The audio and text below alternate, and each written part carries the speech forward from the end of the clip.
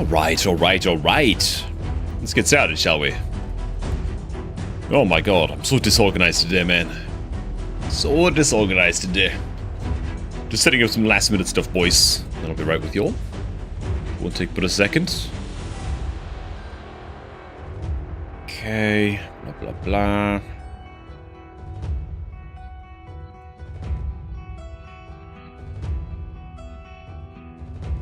What does this screen show right now, man? Okay. Shows all of that action. Alright, cool.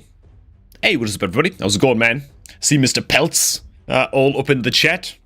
I call you Pelts anyway. I think it's Pelt TVs, or maybe it's Pelt Vs. Not quite sure how to pronounce your name, man. But he's ready for the account takeover, man. It's gonna be great. Okay. Minimize some crap, sort some stuff out. We're good to go, man. Hey, Statue, what's up, man? Solstice. Welcome. Lovely little bit of little tidbit of information there from Mr. Hayward Lifts. We all had to know that, man. Appreciate it. Oh god. Okay. Let me go ahead and just. Do I have to super read the hell out of this just now? Tell you what. Save a few keys for this, just because I might go ahead and make like an updated Dark Fair guide video sometime soon, maybe. So I'll save some keys for this, at least. Oh my god.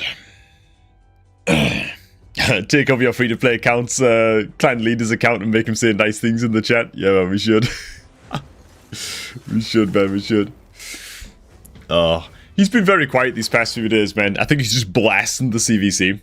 What's kind of crazy, though, is that I'm, like, on my completely free-to-play account, which is, like, half the power level of his, I'm out-pointing him in the CVC, dude. I'm, like, number 3 in the clan, you know? So, like, I'm doing great on the free-to-play, man. We got, like, nearly 60k points farmed so far. I'm gonna see if I can push all the way up to, like, the 100k, you know? That'd be cool. The problem is that, as a clan, we're losing in the CVC on my free-to-play. Which sucks a bit, you know. We're losing by like 10k points.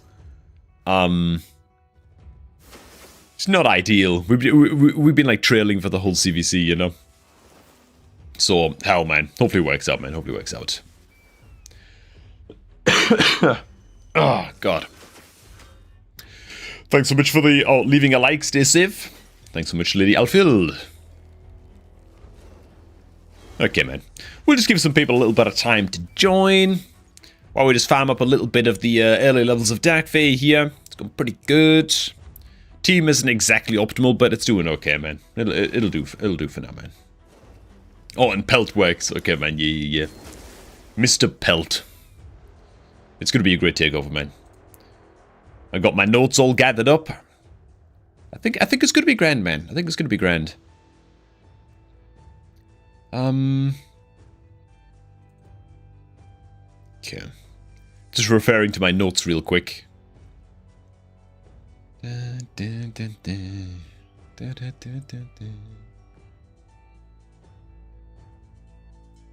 Okay. Yeah, big old Pelt, man. What did you want to know exactly about the account again? You would need to know what it would focus on optimizing. What to focus on next, blah, blah, blah, blah, blah. Okay, yeah. Yeah, so for a lot of the account takeovers we're going to do in this stream, it's going to be a lot about who to 6-star next, basically. What kind of content you should be focusing on next in the game. And therefore using that information to then kind of plan out what to take up to 6 stars next on the accounts that we're going to be covering. I think it's going to be a grand one, man. It's going to be a couple of chill account takeovers. Usually I spend like an hour and a half on each account takeover, then I cut it down to like 20 minutes for a video. But for these accounts, I did like a lot of my homework on them last night before I went to sleep.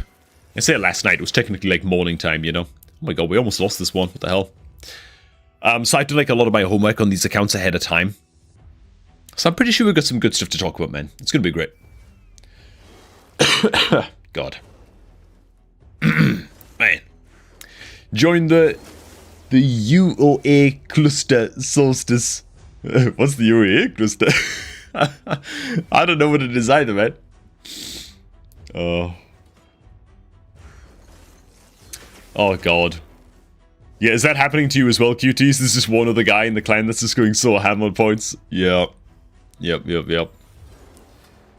Yeah, so on my free-to-play account right now, we're up against a clan that we're losing to by like 10k points. Like, it's really close. It's really, really tight.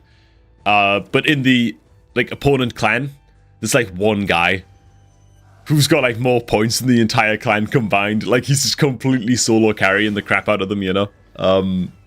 Which is really depressing. Like, it sort of feels like there should be some kind of system that doesn't allow that to happen.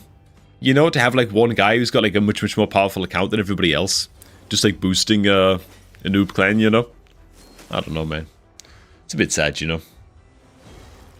Hey, man, Zachary. How many thanks for having me? Never caught you live before. Well, welcome, man. Welcome, dude. Oh my god, we're gonna lose to this, this Dark Fate exchange.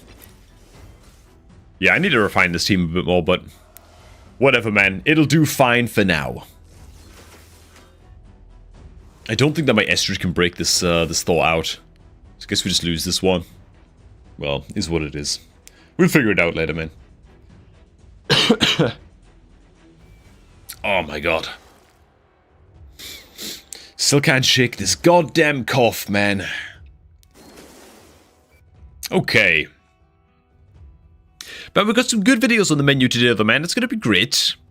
We're going to be doing all kinds of account takeover action. Talking about what champs people should be taking up to max level next. That's going to be great. Got all my notes prepared ahead of time. I got more account takeovers to do tomorrow. It's like a whole thing now I'm having to like schedule into my week. Got so many account submissions to get involved in the series. It kind of overwhelmed me a little bit. So I'm like playing like crazy catch up. I've got like a big old backlog of people who want takeovers doing. So I'll be getting to some tomorrow, sort of off stream. And we're also going to be talking about rare champion cheat codes, man. For the Doom Tower, dude. Well, rare and one or two uncommons, because you know how it is, right? But just super accessible champions that, for now, I'm looking out for like crazy. And planning to build on my free-to-play account. In preparation for the Doom Tower climb. Because, yeah, it's going to be kind of rough, man. Your account's not even 2 months old. Doom Tower's going to be kind of rough, I suppose, but anything we can do to prepare for it ahead of time. Now, knowing what I know now about all of the Doom Tower bosses, I feel much better equipped on my second account now to be ready for the Doom Tower climb. Hopefully we just won't get like hard stuck on any single boss anymore. Unless we just get really unlucky with champion pulls, of course. So that's going to be good, man. That's going to be a good one to cover, I think. Alright. We'll just give people a minute longer, dude. Stuck on Dark Fate myself, quite tragic. Ruined my Doom Tower momentum. Oh, man. Yeah, you gotta be able to conquer the Dark Fate, though. It's so important, you know? Like, the gear drops are so crucial. Honestly, the best advice I got, though, for clearing Dark Fate is just build, like, a Go-First arena team. Good few damage dealers, you know? Decreased defense champ, like I've got my Thalesia over here. My damage is kind of overkill here, to be honest. I could do with just more 10-meter controllers. Maybe.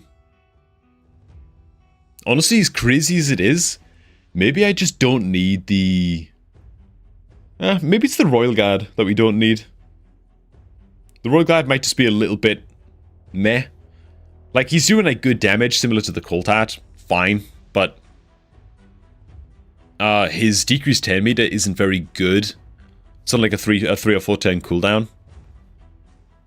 Yeah, there it is. Little hamstring comes out.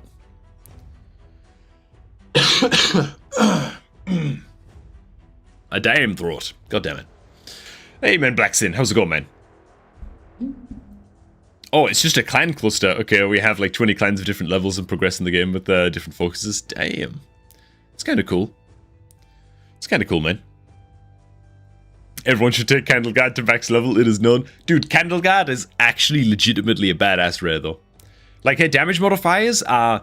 They're not as good as stat champion modifiers, but they're not that far off either. Like, as far as rare champions go, she hits quite hard, you know? She's one of the harder hitting rare champions in the game, so... She's pretty cool, man. She's pretty cool. Oh, yeah, Allura is also excellent vs Dark Fate. Yeah. If you just get her to the boss, then you just kind of win the game, right? I still don't even have an Allura built out, though. would be really ideal if we were killing the Estrid before this little... Before she's getting the decreased speed off. That's really, really hurting us. I think I'd probably be better off just with, like, the high Katoon. Or any other 10-meter booster. Instead. Maybe.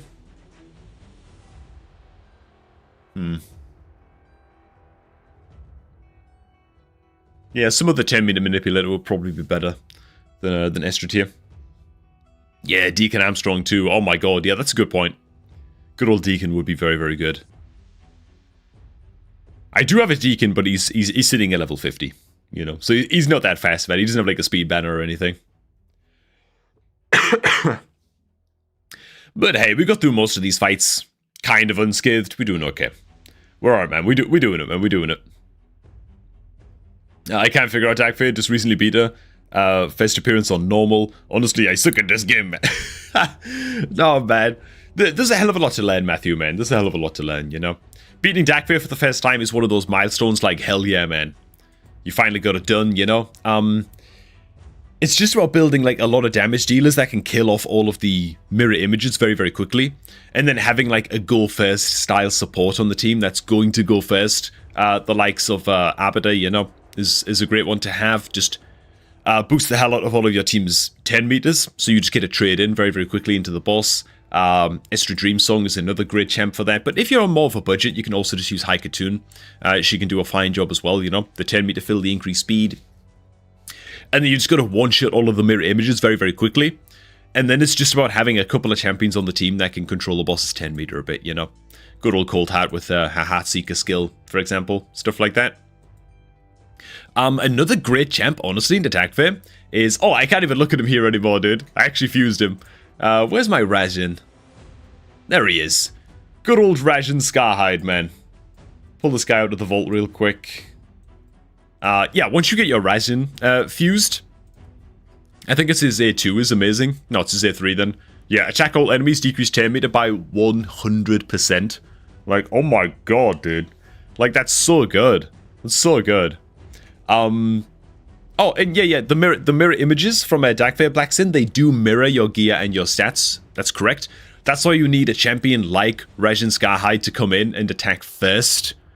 Or a champion that's like boosting 10 meter, like Deacon Armstrong to come in and attack first to fill the 10 meter of all allies and then decrease the 10 meter of enemies by 15%. Like, Deacon is an incredible champion to bring into TAKEOVERS, right? Because he guarantees that you go first against all the mirror images, and then he instantly gets up a decreased defense against all of them as well, so you can just one-shot them all very, very quickly.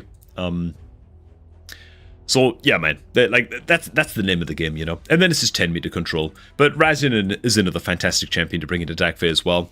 Like, if you can get to go first with Rajin, oh my god. You just delete everything's 10 meter, including the bosses, by the way. Yeah, it's great, you know? Basically guarantees that the mirror images are all going to be dead without any kind of trouble. Put them back in the vault, man. But okay, we will get to these account takeovers in just a second. I've just got a little bit of Faction Wars action to do. I don't even know what crypts we're clearing here. Good old blah blah blah. Oh my god, this is such a long clear. Screw this, but we're going to do stage 20 instead. I don't want to be here all day, man. I got a lot of champions I could build out for my Secret Order faction still, Gretel included, so... Okay, they whooped me in Cursed City. Oh, dude, the Cursed City bosses are way harder than Doom Tower. Because, like, with Cursed City, you're limited to, like, 3 or 4 factions, you know? Like, that sucks, man. So, like, it throws, like, a huge spanner in the works. Like, whatever team you use to get through Doom Tower, you probably can't use the same thing, you know? Probably can't use the same thing in Cursed City. Like, you gotta get, like, really creative. Cursed City's tough, though. It's tough, man. Philia is another low-key awesome Fey champ. Is that the Dwarf champ? Philia. Actually, can't remember what our kit does now. Oh, damn. 2 days in a row, your live stream coincides with my holiday cooking. There you go, Metroid, man. Good stuff. What you cooking, man? What are you cooking? Fun fact, I've just had my breakfast, man. It's crazy. My sleep schedule's so terrible, I just don't see sunlight through the wintertime, you know? It's kind of bad, man. It's kind of bad. Sorry, Zen, I almost missed your message there, man. Zen asks, do you think Cold Hat is better than Royal Guard? Ooh. I mean, they're similar but different, right? Like, Royal Guard excels much more into the likes of Hydra. Damn. You know what? I think Cold Hat is probably overall a better champion for progression. Probably. Just because of her multi-hitter, and therefore she has like more uses into Fire Knight, and that kind of thing. She's also more accessible and like easier to skill book, and that kind of deal. Both fantastic champions though. It's very, very close, you know. I mean, they're both great. Man. Ooh. Beef jerky and lobster bouillon for a brisk on Friday. Damn, dude. Alright, man. Got a goddamn connoisseur in the chat over here, man. Good stuff, dude. Sweet, man. I'm happy as Larry because my appetite has just started coming back, man. Like, it's finally back in full flow, you know, after being sick like a week or so ago. Takes me a long time to bounce back, man, from being ill. I don't know. Like, I've still got the cough now, you know? It's not good, but...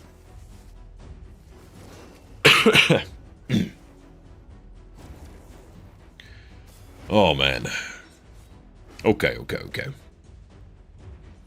Man, this clear is taking long. This is why I need to build out my Gretel, man. Goddamn Armager in here just doing what he can, you know, but I need to get my Gretel maxed up. Just to make this less unbearably slow. More than anything. I actually just don't have a damage dealer in this team. Now that I look at it, man. Maybe we'll just get to this after the fact, man. Maybe we'll just get to the account takeovers now.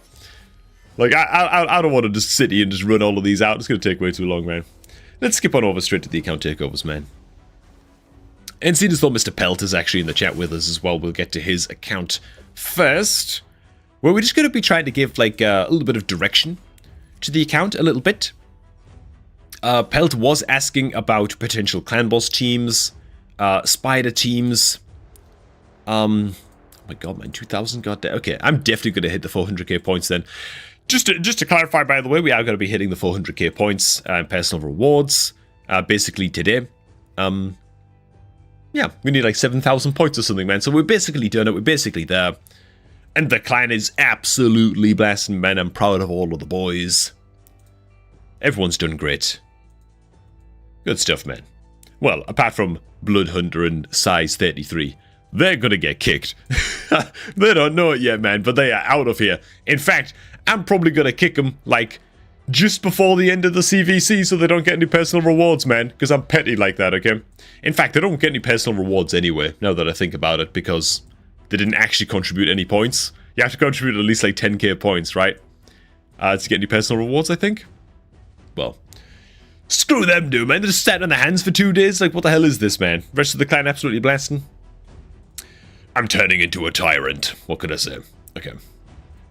I'm just going to go ahead and hit the BRB screen real fast. We're just going to hop on over to a new account real quick.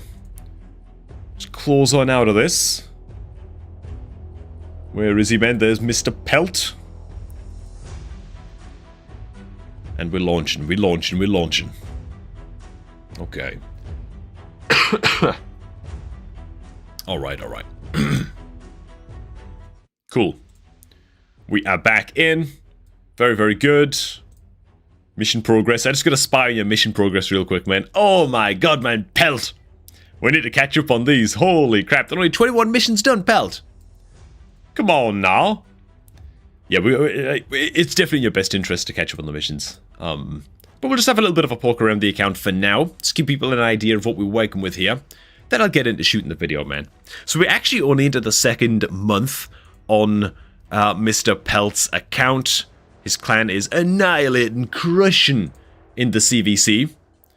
Not that many personal rewards end, which is understandable, to be fair. It looks like we don't really have anything left to forge, which was giving bonus points in this CVC. And it's still very, very, very early days on this account, to be fair. The kill is set up with a bunch of rank 15 items, so I'm guessing we're waiting to bump these up in the next CVC. Pretty good rolls, honestly. on this gear. The crit is looking good. Speed boots. Man, the kills build is looking pretty good, man.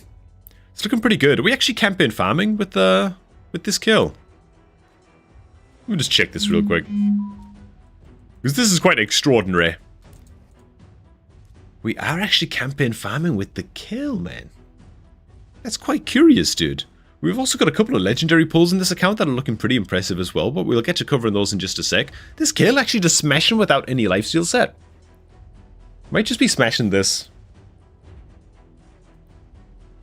Okay. Pulls on out of here. Oh, we're not in auto battle. Okay. Just want to see how this actually runs out, man. Looking pretty good, man. Looking pretty good. It's about 80% success, Pelts. Oh my god, man. Yeah, that's that. Like, we gotta get that to 100% for sure, man. Otherwise, it's just like a bunch of wasted energy every now and then, you know. Yeah, we've got to get the kill in lifesteal gear. Even with the Frozen Banshee being quite high level here, tanking some of the damage, it still was a little bit sketch. Okay, let me just see if I can just fitting room this a little bit. What do we have equipped in terms of lifesteal gear? We're just not using that much lifesteal, man. Crit damage. We do have the crit rate gloves just sitting here. The crit rate's already good, though. We've already got, like, ranked up gloves, right? We can get some crit damage here. We lose a little bit of crit. It's fine if the crit rate goes down to, is it 85%? Yeah, so we can lose a little bit of crit rate and be totally fine here. Think. Let's just fitting room this, man, and see what we can do in terms of lifesteal gear here. Oh, we're running like a crit set though, right? Yeah, and the weapon and the boots are actually really, really good. Okay. Let's just say hypothetically we were to do something like this. Oh my god, man. We even roll into extra crit as well on these. The crit damage is very, very tempting on these. Oh, you guys actually can't see the stats on this gear, right? But just believe me, it's looking pretty good, right? This is the headgear that we just put on. Crit and speed is okay, you know. The shield also went crit rate, crit damage. Where's the chest? Did the lifesteal chest just suck? So like we sold it or something? Okay. Looks to me like we probably sold the chest. So if we were to max upgrade these, which I'm not going to do right now because we're very, very low on silver. That's an extra like 35%-ish crit rate there. So we'd be totally fine. If we just fully upgraded the crit on these gauntlets. Sorry, like rank 16, these gauntlets, we'd have basically 100% crit. Sorted. What stats do we have on the chest? Okay. So the chest, oh my god, dude, the chest even ascended into attack percent. Yeah, the stats on this are real good. They're real good, but we really, really need the lifesteal set on the kill. Sadly, we just don't have a chest piece right now, so I'm not going to touch this for now. What I will do is I'll just save this as a lifesteal kill, I guess.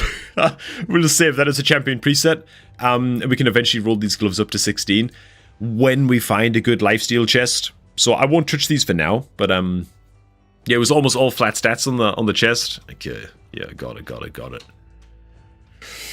I mean, it's a damn shame. Like the stats on everything else are looking very, very good. Honestly, for the lifesteal gear, I mean, the substats on the gloves aren't very good, but everything else is looking great. I'd say just as soon as you find a decent chest plate to put on the kill, even flat attack, I'd say would be fine. Attack percentage or flat attack, either of those would be okay. If it's flat attack, just take it to like rank 12. You know, you don't have to take it all the way up to 16, but I think it's crucially important that we get a lifesteal set active on the kill as quickly as we can. Because we really got to be clearing campaign 12-3 100% reliably all the time, you know? Like none of this like 80% success rate action. Like it's got to be 100%, you know? Otherwise, like you're effectively wasting maybe like 1.7 energy or something for every run. Because every now and then a run is failing, you know? You're not quite getting as much experience as you should be. You're not getting like the shield drops and stuff. that are giving you easy silver. So I'll just leave this right now, but you can revisit this build a little bit later on. Pretty decent crit rate on the Wukong. A little bit of lack of accuracy, but it's okay, man. The block buffs doesn't really matter that much. Super early on. You've also got yourself a Fellhound. Gallic level 50. The Kyoku and the Duchess are unbelievable, by the way. This is crazy, crazy good stuff. Speed boots, love it. Speed boots are like everybody as far as I can tell. That's always nice to see as well. Okay, man. Oh my god. Okay, yeah, I forgot about the husk, man. Forgot about the husk. Who for some reason just has like 2 pieces of gear equipped, but... do we have any other perception gear just lying around? Not really. Man, you got a lot of perception helmets. I guess you can't really control like which pieces you're getting, but that's just a lot of headgears. Holy crap. Haikatoon. Does have some items equipped. Little Fleshmonger, Karam. Okay. Very much just in the scouting phase of the account just now. And I'm guessing when it comes to Demon Lord, we're probably hitting like... Was it like hard or something that we were hitting?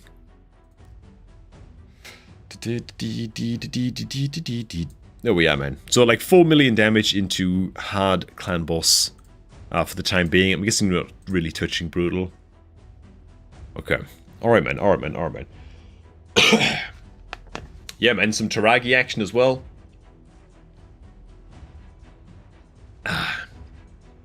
It's a damn good roster. Indeed, Solstice, man. I agree. Like this roster's off to just a great start, honestly. You actually randomly pulled a Grush the Mangler as well. That's great, man. Like, this guy is actually just a pretty good champion to have into almost all content. He's one of those super, super versatile guys. The Rector's great. The Taragi is great. The Harvester is basically food, by the way. You might want to take the Harvester up to rank 5 and then use her as a 5-star chicken. But definitely not something to be invested in beyond this point. I mean, the Hexweaver, she's got like decent in-game reviews, but I kind of feel like she's also food. Maybe that's just me, but I kind of feel like she's maybe she is food. Maybe that's what you're planning for, you know. Ingrid Twiststaff is a great rare champion for his stun set, so we could probably hold on to him. And do we have anything in the vault? Just fusion champions. Okay. Okay. So basically everything we're looking at here is everything we have. Good. Good. Choose for factions. Yeah. The Harvester even still, though. Like, even in Faction Wars, man, I don't think she's that great. I don't think she's that great, man. The block buff, debuff for a couple turns. I mean, it's single target. It's a good, like, what, in the magic potion keep, maybe? Single target hitter, increase the cooldown of target skills by 2 turns. I mean, yeah. This plays like weak, like little weaken on the air. What? I don't know, man. Good old Harvester, man. God. Okay. Are there any epics? Are any epics really food before your faction guardians are full? I'd say so. I think some epics are definitely food champs, because you've got to consider as well as that like an epic, like if you take like Karam for example. I mean, is this guy any good in and of himself? Attacks one enemy, has a chance of placing poison. So like this A1 is like a worse A1 than Frozen Banshee's A1. You know? And like you've got to consider an epic champion requires epic skill tomes in order to max out their skills. So like they're a bigger investment as well in order to like fully build them out. They cost more potions to ascend, all of those things, you know? So they have to be like a good step up compared to a rare champion, in my book.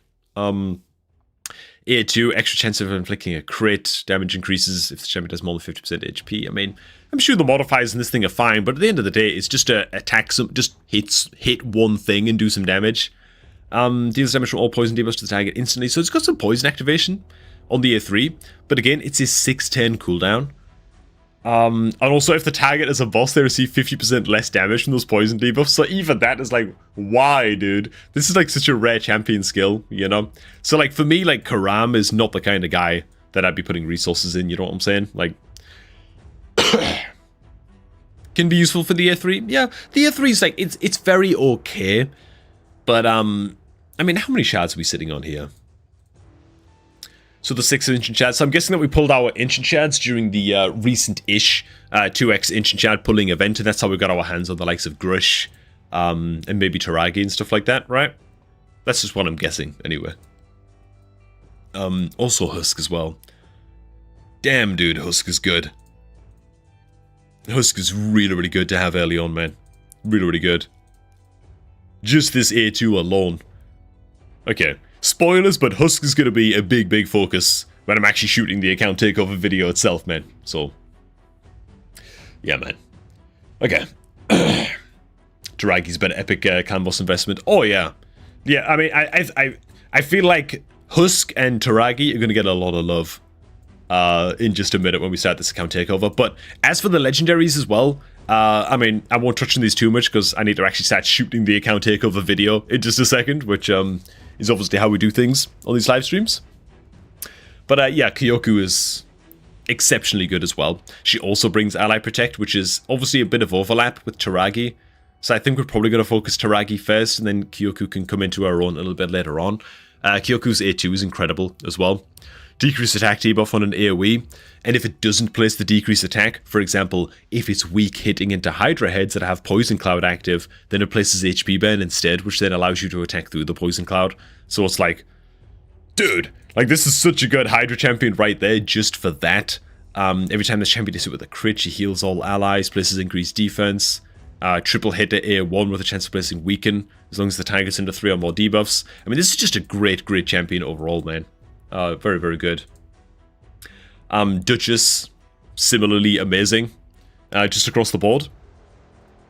Also partially because of the passive. Decreased damage taken from allies by AoE attacks is just an amazing, amazing passive to have outright. And, yeah. So, man, let's get to the account takeover, man. Oh, do you review accounts that used your older promo code certification? I do, man. I mean, I'll review most any account, but I just will prioritize ones that have used a promo link in the past, if I can, because, I mean, it's the least I can do, you know? But yeah, I mean, the promo code has changed quite a... Sorry, the promo link has changed quite a lot on this channel recently, in recent times, so... So yeah, it would just be remiss of me to neglect accounts that used an older promo code, promo link, so... Alright, man. So let's do this, man. Let's do this. I'm gonna go ahead and go into video shooting mode for just a minute. Especially just to get like the video intro out the way and stuff like that, which, again, is how we do. If it's your first time on the live stream, we do shoot a couple of videos live on the stream. That's how we handle business over here. So I'm just referring to my notes real quick. We'll shoot the intro, and then I'll be back with you guys, man. Okay. Missions, okay. I got it, man. We gotta start with the missions, though. We gotta start with the missions, man, Pelt. We gotta start with just a light roast. You know what I'm saying? We have to, man. We have to. Because those missions... Oi, oi, oi. We really, really need to catch up on those. Because I also don't think that we've purchased the masteries on any champion either.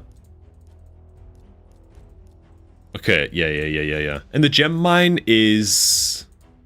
upgraded? Not actually fully upgraded yet as well. Okay, yeah, there's a lot of gems we can get our hands on. A lot of gems from just completing these missions, especially towards the end of the mission tracks. You start to pick up more and more gems as you go. Not necessarily on the first 76 missions, of course, but after that you start to get a lot. And so, yeah, it's going to be totally worth our time. Okay, man. Let's do this, man. Let's do this. Okay. Alright, man. Today's account we are reviewing, one of two accounts that we're reviewing in this video actually, is the account of Mr. Pelt, who is 37 days into his Raid Shadow Legends adventure, and we're going to be giving a little bit of guidance on what sort of content he should be focusing on, what kind of champions he wants to be maxing up next, and just lots of tidbits to help him get off to a good start. That's going to be the overall focus of this video, though, is talking about which champions to focus on maxing up next as a beginner player, what kind of areas of the game you want to develop your account towards, because, yeah, yeah, the lack of direction can be a little bit intimidating in Raid. There's a lot of directions that you can go. First and foremost, we did take a look at the Kale build. The Kale is the campaign farmer. However, he's not built out in lifesteal gear. That's partially because we just don't have a decent chest piece of gear. So I did build up just a happy little lifesteal set here that once these gloves are fully upgraded on the Kale, we just need any attack chest piece to complete the set, and we should finish up at about 100% crit rate. Good lifesteal set, good damage, good attack stats, and we'll get that campaign farming up to a fully reliable place, which I think is going to be great. But yeah, as you can see, good old Pelt is off to an amazing start in terms of pulls on this account. From the Ancient Shard pulling event mostly, I believe. Pulls his way into a Duchess, into a Kyoku. These are going to be very, very difficult champs to fully book out, of course, for how early game this account is, and so we'll be bearing that in mind. We've got a lot of very, very good rare and epic champion options that we could be focusing on this account that are going to be much, much easier to fully book up and get into a place where they're sort of fully built out and can help out the account for a long, long time. So we're going to be giving some special focus to some of the usual suspects a little bit down here in this champion roster. And it's going to be great. So hell, if you want to get involved in this series, quick shout out, you can go ahead and join my Discord server, which is linked down below in the video description box, and post your account in the Account Takeovers submissions channel for a chance to appear in this series. And I will be focusing mostly on accounts that have used my beginner promo link to go ahead and start off their new account. So make sure you do that as well, man. Kickstart your new account using my beginner promo link, which is down below at the top of the video description box. You'll be getting yourself 4 free epic champions when you do so. And yeah, it is the best possible way and the most reliable possible way to get involved in this account takeover series, because if you create a new account using my promo link, it's the least I can do to give you a quick takeover, man. So, first and foremost, man, I believe we are hitting the hard difficulty of Clan Boss on this account so far. And what would a better Clan Boss team look like, I suppose, would be the first question here. What kind of champions should we be maxing out to do that? I did prepare some notes just a little bit earlier on. Let's just go ahead and go into the Demon Lords. Oh, okay, nice. We actually do have a key that we can sort of play around with a little bit if we want to. Not that I'm going to, because frankly, a lot of these champions that we're about to kind of key in here are not max level just yet. And so let's just break down what kind of content we should be clearing here. Then we're going to get into like all of the other dungeons and stuff like that and talk about champions that we could be maxing up for those purposes as well. Now, for the aura lead into Clan Boss, what do we actually want to be looking at here? This is kind of like the toughest thing to get started with. To be honest, we might actually just want to go ahead and throw in the Banshee just because we're lacking a little bit of accuracy. A lot of our champions, and having the accuracy aura might actually help us out a little bit into Demon Lord Clan Boss. Kale could also be the aura lead, but whichever direction we decide to go in, Kale and Frozen Banshee are probably going to be our best like key damage dealers going into Demon Lord Clan Boss. We might be a little bit overloaded on poisons when we eventually throw Taragi in there as well, but Taragi is going to be a fantastic champion to take up to level 60 pretty much as quickly as possible on this account. I'll get to a full breakdown towards the end of this takeover when we talking about champions to prioritize, but Taragi is definitely going to make that list, mostly because of the passive. When attacked, has a chance of placing poison debuff on the attacker for 2 turns. Gets once per hit. Very, very good passive to bring into Clan Boss.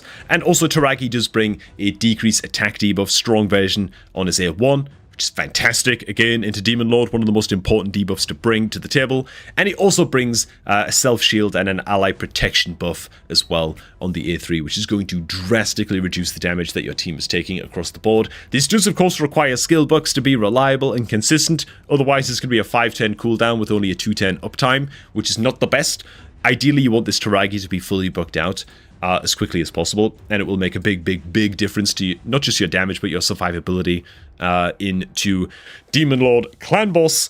And then for the remaining spots, this is where it gets a little bit tougher. To be honest, an option that we do have, I guess, could be to throw in... Okay, Grush's aura is faction crypts only. We could throw in the Grush the Mangler. You just bring a leech debuff on his A1, which, again, we might want to think twice about throwing Frozen Banshee into this team as well. Or maybe even just removing the Kale from this team eventually as well. If we're just loading up too many debuffs, you do have a debuff limit of 10 against Clan Boss, but Grush could be a good fit into this team. He brings a little bit of healing.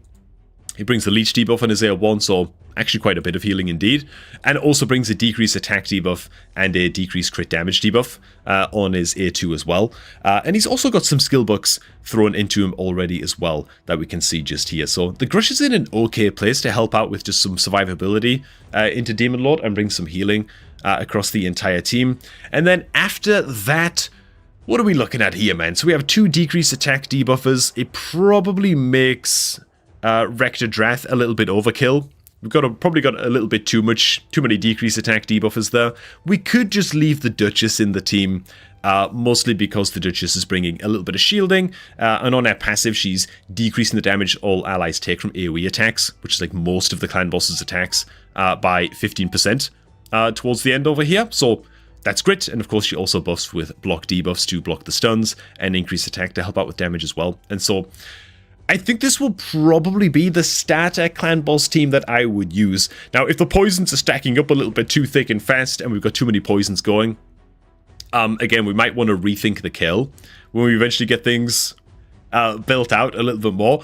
As to for what we'd replace the kill with, I'm actually not so sure. Honestly, there are not that many amazing candidates that we could swap out the kill. I mean, we could just throw in the Haikatoon instead and just get some speed lead going and some increased speed buffs going as well, and we could go this route. Then it feels like we might just be lacking a little bit of damage though. I think the kill will be fine, but this would be the general clan boss team that I'd be looking to build with a focus on maxing the Taragi first, with skill books and all, for sure.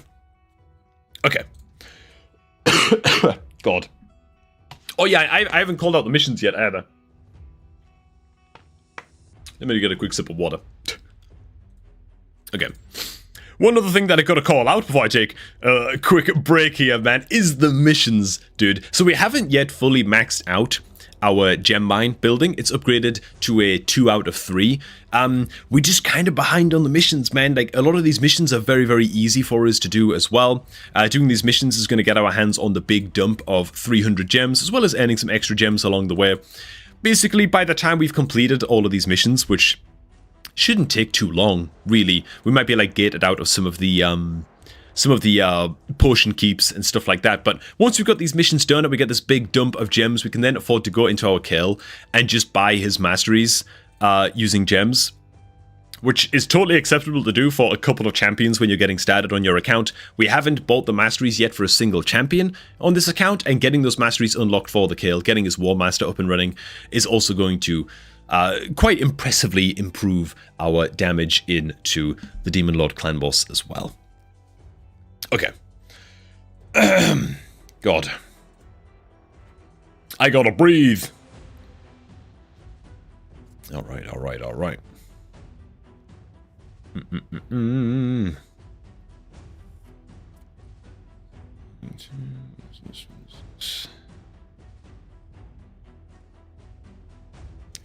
Alright, sweet.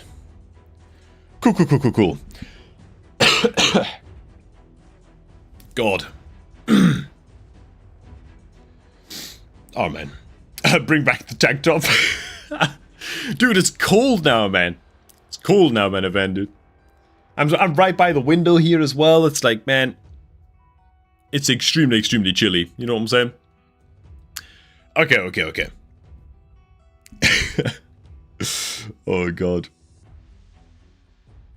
Yeah, you knew it was coming, Pelt, with the mission roast. Is that what you mean? Yeah. The missions are super far behind, man. They're super far behind. We've got to catch up on those for sure. I also can't help but touch on the fact that the challenges are a little bit far behind as well, I think, on this account. Okay, yeah, it was the artifact challenges, man. Oh my god, dude. So the champion challenges, we're doing great. Okay, no, it's not the champion ones. It's the dungeon ones. We're doing great. We're like working our way towards the sacred shard. Awesome. And then the artifact challenges, it's like, we've done literally 3 out of like 100. Like, what the hell, dude? Oh my god. Win 3 weapons from clearing stage 1 Akira Castle on normal. Oh my god, dude. Like, it's just so much free stuff, you know? It's so much free stuff. And it sucks now that you've got to go back and do all of these older objectives that are very, very easy and boring to do, but they are totally worth doing. I mean, you get a whole lot of skill books from these shards, stuff like that, as you can see, you know? Totally, totally worth just spending a week You know, like the next week in Raid, just going back, now that the CVC is coming to an end, just going back and catching up on all of those challenges, man. So I'd highly, highly, highly recommend it. Now, when it comes to clearing some of the more basic dungeons as well, I'm going to kind of hone in on Spider, because that is something that you mentioned, Pelt, that you are very, very much struggling on. And it's not surprising, newer players do tend to struggle quite a bit. With Spider's Den Dungeon, you kind of have to build out very, very specific teams to get the job done. In Spider's Den, more so than the other basic dungeons, and so we'll try and help out with this one just a little bit. You know what, man, should we go for like a stage 8 clear? Is that possible here? Let's see if we can just build up what we got here. Okay. Did actually build this one out ahead of time before starting the stream. This is not at all what the team looked like before. Going into Spider, we had like the random Sun Wukong was in there. I think we had like the Grush and like maybe the Rector Drath in there and stuff. So I went ahead and I did have a little bit of a play around with a possible Spider team that we could look to use, at least for getting started just now, based on the champions that we have. And this is the best possible team that I could come up with for the time being. So we're basically going to be running the Kale into Spider because his AoE is so good into Spider's Den. This A2 is to attack all enemies, increase chance to crit, wipes all of the Spiderlings, and then fills the 10 meter of kill by 25% for each enemy killed. So he basically gets an extra 10 in Spider's Den, which is very, very excellent indeed. We also need to be abusing the hell out of Haikatoon a lot more. Particularly into dungeons like Spider's Den.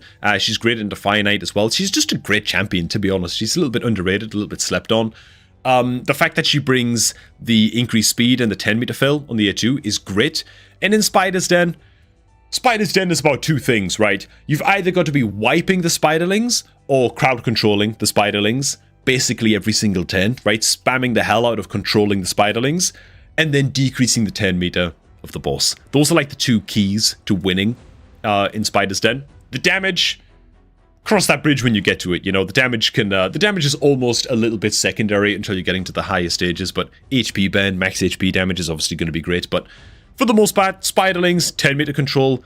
Haikatoon does a little bit of both with her A3. Of course, she's not booked out, so this is going to be a little bit suck, but she brings a little bit of 10 meter control and an attack all enemies as well. With the A3, and she also has a chance of placing decreased speed with her A1 as well. For me, the biggest winner in this team is going to be the Husk. Husk is great, right? Husk is a fantastic champion. He brings not only an AoE stun on his A2, which is going to help you control the Spiderlings. Again, when he's fully booked out, it's going to be a 60% land rate.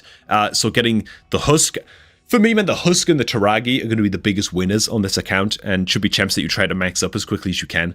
But not only does Husk control the Spiderlings with his A2, but he also inflicts damage according to enemy max HP, meaning he hits the boss pretty goddamn hard, and the damage is going to scale up as you go into higher and higher stages of Spider. He's not going to hit very hard into stage 8 Spider, you know what I'm saying? He's just not.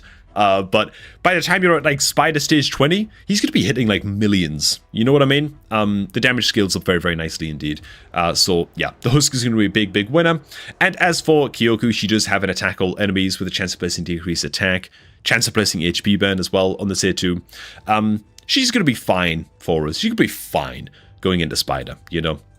So, yeah, this is the team that we've got. Stage 8, I don't think we've ever cleared Stage 8 before, so... let's go ahead and just see how this does. Now, again, none of these champions, but for the kill, are actually booked up here, so I have no idea how this is going to go. I think we actually want to A1 with the Duchess right away. The kill's going to come in with his big AoE. Gets that extra 10. Very, very nice. Haikatoon is going to give us the speed boost. Then it's Kyoku's turn. She gets the extra 10. Big AoE. And then the Husk comes in. How hard does the Husk hit? Oh, he actually weak hit it against the boss. Okay, so the Husk is just... yeah, it's negative affinity stage for the Husk right now. But okay, man. I'm just genuinely curious to see if this team can actually clear this, even though, like, none of these champions are built out correctly. The Husk literally has 2 pieces of perception gear equipped, you know? Like, he's not geared at all. We haven't even looked at building the Husk yet. He's not maxed level, he's not booked, he's not doing almost anything in this team besides occasionally stunning the Spiderlings, so it'll be interesting to see if this team can just win, you know? Let's see how it pans out, man. Okay. It might be a little bit of a long clear, so we'll see how this goes, man. We'll see how this goes. What gear set would you recommend for Husk? That's a trick question, Nui. That's a trick question, man. Oh, the Husk is going to get absolutely pile-drived, actually. But the block debuffs is coming in quite clutch. So for Husk, and for honestly any character in this game, any champion in this game, when you're just getting started on your account, the gear set almost just doesn't matter at all. It almost makes no difference. Can this Kale get his attack in, please? There we go. Yeah, the gear set that you have equipped to the champion almost doesn't matter at all. It's much, much more about the stats on the gear. And so we're really looking to get the Husk built out with just a good amount of speed, a good amount of accuracy, which if you're trying to clear, like, oh my god, he actually died to those poisons. Are you serious, dude? The Husk is pathetic. Okay, yeah, we got to slam some artifacts on the Husk, man, but... Okay, good amount of speed, good amount of accuracy on the Husk is going to be great. As is the, just defensive stats, defense percent, HP percent, that kind of thing. Okay, it actually looks like it's going to be a pretty comfortable-ish clear, for the most part. Looks like we actually got this. Cool. So even though the Husk has no gear at all, and like nobody has skill books in this, we're actually able to clear stage 8 Spider for the first time ever on this account. Just like first attempt with this team. Also, it took us forever to land the decreased speed from the high cartoon, but it all works out in the end anyway. Lovely, happy little ring, good stuff. Let's see if we can throw some gear on the Husk and push this a little bit further. Where is the Husk? There he is, man. Okay. So we'll leave the perception pieces on. Do we have any more speed boots just lying around? Ideally from like an accuracy set or something. Get a bit of accuracy on these. I don't want to spend any cash upgrading anything here. These could be okay. Just because the upgrade... sorry, these ones. HP, defense, bit of accuracy there. Do we have any more that rolled into just better accuracy rolls? These boots are pretty good. I think we're just chasing accuracy, honestly, so I'll go ahead and slam these on. Husk probably wants a mix of HP percent and defense, right? I'm just looking for stuff that's already upgraded if I can. I don't really want to be, we could throw these gloves on. I don't really want to be spending silver to upgrade stuff here if I can avoid it. Just because we're so low on silver. Wow, do we really not have? Where's all of our chest pieces? This is crazy.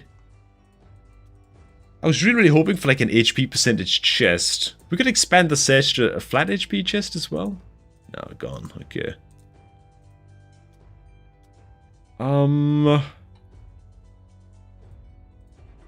See if this can just hit speed. I'll take it up to 8, but like no further. Okay. I mean, it's fine, I guess. It's fine. So like ideally we want to hit like good accuracy, but we also want 100% crit rate on the Husk, but that's just not going to happen right now, but that's okay. A bit more speed here. This is pretty good. It's a shame we don't have any other accuracy pieces that we can throw on. Any of the shields that hit accuracy. I should be using the filter here, would speed things up, but I'm just being stubborn. This could be okay. It's a damn good shield, but do need accuracy though. Oh my god. 6-star pinpoint. I guess we just throw these on for now. Just for now. We're really lacking like an HP percentage chest. Like mix of defense percent and HP percent would be okay. Okay, we'll just go ahead and throw these on, man. We'll go ahead and throw these on. How is the High Cartoons build looking? So she actually has like good enough accuracy to do stage 10 Spider. I just want to see if we can get us up to stage 10. That'd be a good little goal, I think. We're actually lacking accuracy big time on the Kyoku here. She's in a toxic set. Like I say, I'm a little bit reticent to go too crazy with rearranging the gear and the items, just because we have like such little silver to play with. I can like rank some pieces up to rank 8, but we kind of bankrupt a little bit. I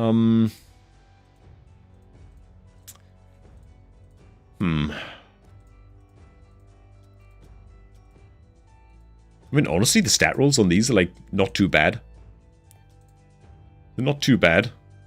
Speed is okay. Okay, maybe we just leave the Kyoku where she is for now. We just get a ring equipped? Not really, she's a defense champ. Okay. Just leave the Kyoku where she is then.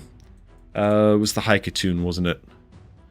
Haikatoon is decently fast. Speed boots, blah blah blah.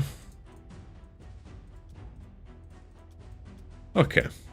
I mean, it's probably fine. Let's just see how far we can get with this, man. Now that Husk actually has some items equipped. Maybe we can do a little bit of something here. Going up into the stage 9. Okay.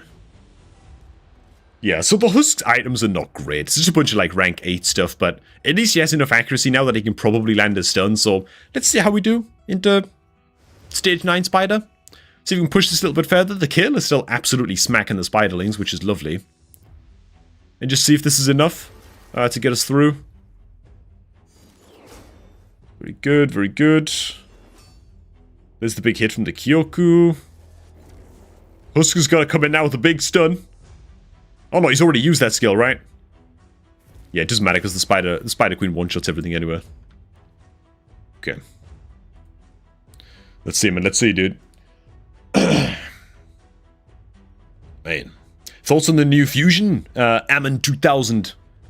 You know what? I think I'm gonna go for it on my free-to-play, man. I think I'm gonna go for it. Poisoner, Poison Activator. Looking pretty good if you ask me. Also activates HP burns as well. So if you get any HP burner alongside him, could be good-ish as a starter champion to Hydra. Maybe. Yeah, I think I'm excited enough by him that I'll probably go for him. Also, it's a fragment fusion as well, which are like a lot easier to do. Husk is still gonna end up dying here, right? Yeah, the land rate on his stun and the cooldown on his A2, not really helping things a great deal. Looks like he will go down. Damn. Just before, it's always just before the kill comes in and one-shots everything that other time as well. Okay.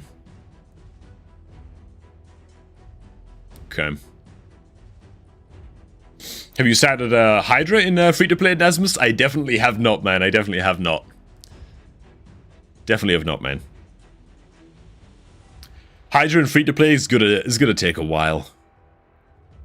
For sure gonna take a while, man. Should it be a hybrid fusion? I think it's a fragment fusion. I think. Can I check that actually? The poster is up on Reddit. Yeah, fragment fusion event, man. New fragment fusion event for Stock the Broken. Starting on November 25th. We don't have very long to prepare for this. But yeah. We'll cover his kit in just a sec, actually. Like, before we get to the next account after Pelts. But yeah, man. He's a poison burner. Poison and HP burn activator. Also places 2 lots of poison as well. It's pretty good, man. Pretty good if you ask me. Okay, so the poor Husk is definitely the weak link in this team, but he can't really do a whole lot about that right now, man.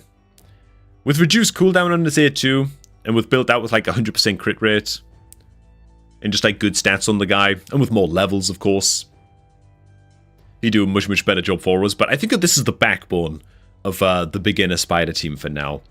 Ideally, we could also rotate out, like the Duchess, probably. Like, hopefully we'd just get to a point where we just don't need her revive anymore. We can just replace her with like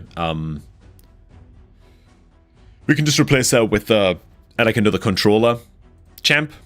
AoE stun, AoE freeze, that kind of thing. But would you look at that, man? We're actually able to clear stage 9. Not bad. Also, HP amulet with a bit of accuracy. There you go, man. Pelt, you can thank me later, man. Good stuff. Happy little amulet there for us. Can we actually go all the way to stage 10? This is like the real test now. Stage 10 is the big one. We've got a couple of, like, a lot of negative affinity champs here trading into this, and with the Husks really, really bad gear, this will be a good test. Stage 10 is a great stage to start farming when you're in, like, the first, like, month or two of your raid account. If you can get to stage 10, you get a good amount of, like, 4 or 5 star artifacts dropping from stage 10, so if you can clear this with this crappy team, it's pretty good, you know? Like, once we've got the Husk maxed out and fully bugged up, we're going to probably take this team to, like, stage 16 or something, 15, 16, before we start to, like, require more specialized champions, at least. Let's see, shall we? Okay, yep. Spiraling one-shots everything. This one's probably going to be quite rough, to be honest, but we'll see how it goes. I wonder if the kill was just, like, a tiny bit faster. If he'd be able to just, like, more systematically wipe all the spiderlings as well. Because he's doing such a damn good job of clearing the spiderlings. What level clan boss are you doing right now in free-to-play, Nasmus? I'm able to 2-key hard, or like 3-key brutal, but I'm not actually doing that, right? I'll put like 1 key into brutal so I get the lowest chest, and then I put 2 keys into hard and get the max chests. Just better that way. Ooh, so the spiderlings actually hit Haikatoon this time. You just get the decreased speed upon the boss, which is a huge, huge deal. And again, skill books are going to make that more reliable as well, so... Okay, her days are numbered though. In fact, her seconds are numbered at this point. That's okay. Kill gets to wipe everything. Does Duchess have the revive ready? I wasn't paying attention. She does not. Okay. I built Ruella with triple perception. I hate to thank you for your advice yesterday. She is so good in Fire Night, thanks. Oh yeah, man. Dude, Ruella's great. Yeah, Ruella's one of those champs that's... She's so fun to pull early on. Because, yeah, she's just like a good... She's not like one of those champs that's going to like solo carry her account or something, but she's certainly one of those champs that can get you to like a decent stage in most of the dungeons, which is really cool, man. Okay, so this is like the slowest clear ever, but if this is even anything approaching reliable, then hell, it's totally worth farming the hell out of this, you know? Once Husk is worked up, who would you recommend replacing Lilitu? That's kind of tough, but basically any champion that's like an AoE freeze, AoE slow, AoE 10 meter decrease, just anything that's like a big AoE controller. You know, you don't necessarily have to be killing the spiderlings in Spider's Den. You can just spam them with stuns and freezes and like 10 meter decreases and stuff like that, you know? That said, I'm kind of struggling to think of examples off the top of my head.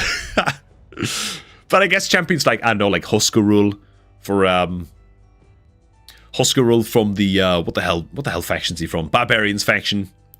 Good, like, stun champion, AoE stunner. From the Barbarians faction, epic champ.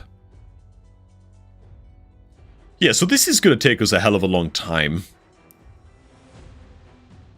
It's going to take us a hell of a long time, but... It does look like it's actually going to work out.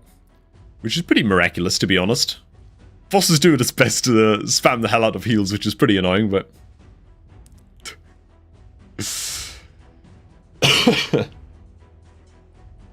Is the run on 2x speed? It might speed it up a bit. Yeah, sadly it's on the 2x speed, man. Ideally, we could put it on like 8x speed or something, you know? But sadly not quite. So yeah, the Husk coming out with his AoE stuns, it's landing on like roughly, well, it's a 30% land rate, right? So it's stunning like, what, 1 in 3 of the spiderlings. If we can bump that up to like a 60% land rate, it's going to be grand. He'll also be doing a hell of a lot more damage to the boss that way too. Kill comes out with a big smack.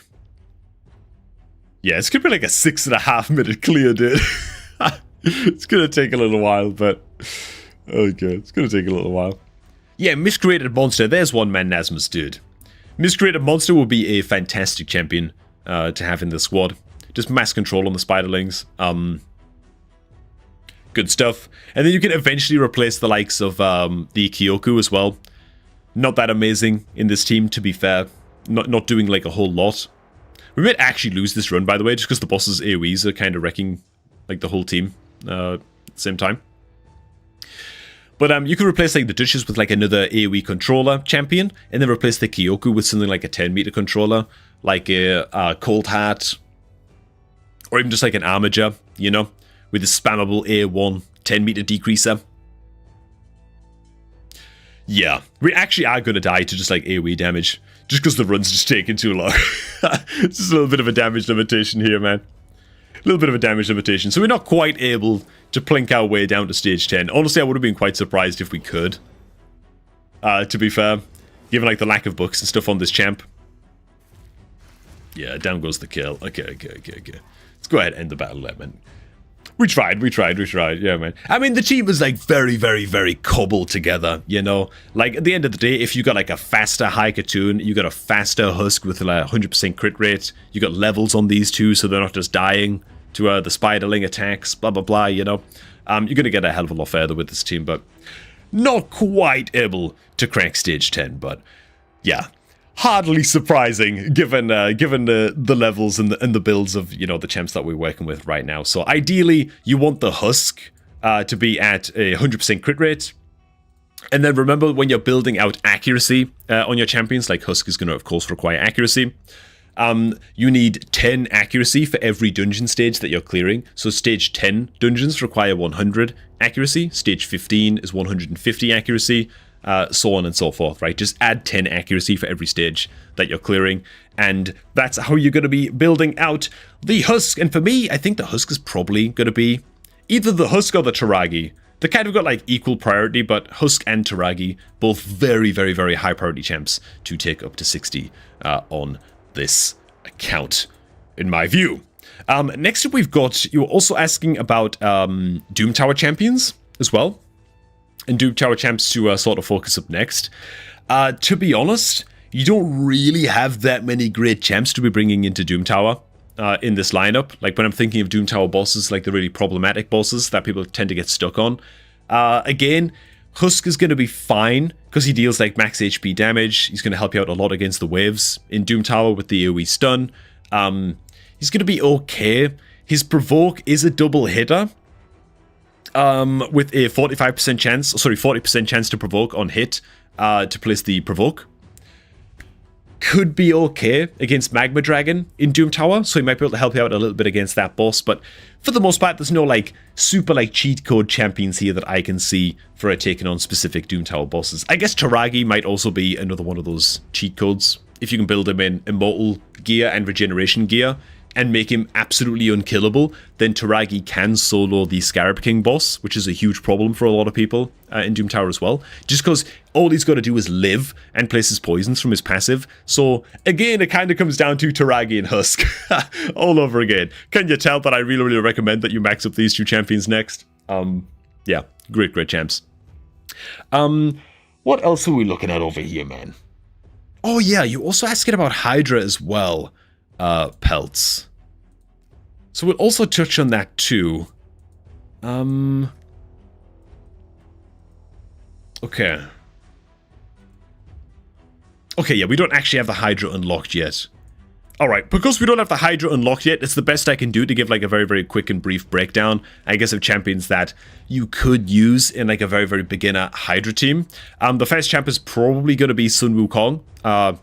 Solid-ish damage dealer, I guess, to take into Hydra, mostly because he's placing the block buffs debuff, which is fantastically important against Hydra, so that would be the first champion that I would include in the team just right away by default. Next champion would also be Husk, just covering the damage dealers here mostly, but Husk is dealing enemy max HP damage on an AoE skill.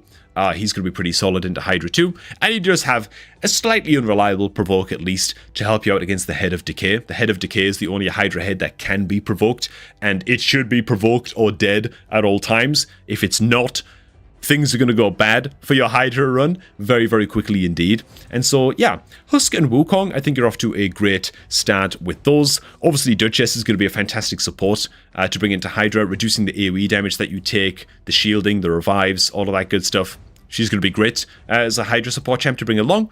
Kyoku is also fantastic. She brings an AoE decrease attack, and if the AoE decrease attack doesn't land, because maybe the Hydra heads get the poison cloud debuff or whatever, or she weak hits into some of the Hydra heads, because she's Spirit Affinity, it will place the HP burn instead, which, fantastic, you know, all kinds of utility and damage to bring into Hydra 2 from Kyoku.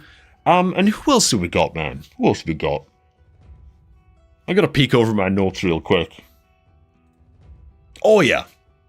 Yeah, that's what I'm forgetting, man. Of course, we haven't actually touched on Rector Drath yet, but this is going to be another fantastic champion to bring into Hydra as well. She brings another kind of backup revive, she brings a whole bunch of healing, and most importantly, perfect veil buffs across your entire team as well, which is going to help you out against the Head of Torment, right? If you ever attack into the Head of Torment into Hydra, it places an unresistible True Fear debuff on your team, unless you attack in with champions that are under perfect veil buff. And so, yeah, Rector's going to bring a hell of a lot of healing and that great, like, AoE Perfect Veil utility against the Hydra heads. So she's going to be pretty gosh darn amazing. And then for the final spot, I mean, I'm a big believer in just bringing speed to basically every team in this game. Haikatoon, I've used her in Hard Hydra before in some of my teams. Even in Brutal Hydra, I've found a spot for Haikatoon in some of the Hydra rotations. I think that she's honestly a great and underrated champ. What I will say is when you use her into Hydra, just make sure to disable her A3 into Hydra. It's not worth the extra damage. You're much better off having her to spam the A1 and try and place decreased speed. And every time you use an AoE attack on the A3 with Haikatoon, you're also giving stacks to the Head of Wrath, which is bad news when it reaches 15 stacks on that thing, because you've damaged it too many times. It's going to hit you with a huge counter attack, right? And so it's just not worth throwing this little AoE attack out there on your Haikatoon in my book. And that's your 6 Hydra champions. I think you've actually got like an okay, like better than most new players, Hydra team ready to rock and roll. It's mostly your dungeon teams that are, of course, going to use a little bit of work. So, long story short, man, what to max next? First and foremost, Taragi the Frog and Husk. Going to be fantastic into Demon Lord Clan Boss with Taragi, Husk into basically, most dungeon content. Going to do a great job and scale up into Hydra for you as well. And then also, to be honest, Haikatoon, man, I'd take her up to 60. You haven't pulled like an Apothecary or any like increased speed champion on this entire account just yet. It's an area that you're totally lacking in. This is one of those occasions where I'd recommend to just take the Haikatoon up to level 60. I just would, man. Level 50 at a minimum, if you don't believe me. But I'd say take her up to level 60 as like the 3rd or 4th next champion that you take up. And then after that, we're probably looking at good old Kyoku, you know. The reason I'm pushing Kyoku back in the list a little bit is because it's just tough to find the legendary skill tomes to max build out a legendary champion, and so just knock her down the list a little bit. Come to her a little bit later on. Another fantastic champion to have ready to rock and roll against a lot of content in this game, and is also going to be great into Hydra too. And yeah, I think that's pretty much it. I think that's pretty much everything covered for Pelt's account, man, in terms of what we should be maxing next and what we should be focusing on next. Okay. Did I miss anything, man? Seems as though you're in the chat, Mr. Pelts. You can feel free to chime in if there's anything else that you feel like I'm missing. All up and over here on this account. I will say as well that I'm shooting a video after this one, after the next takeover, talking about God. Talking about rare champions that you can start to prepare ahead of time for Doom Tower as well.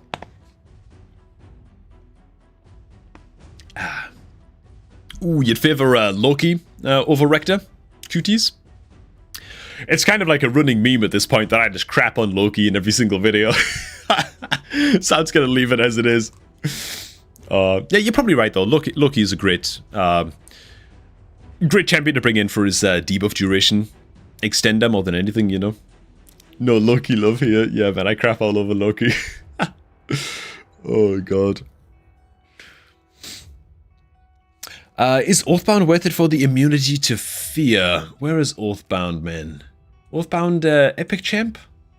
Or am I just making that up? There he is. What does he actually do?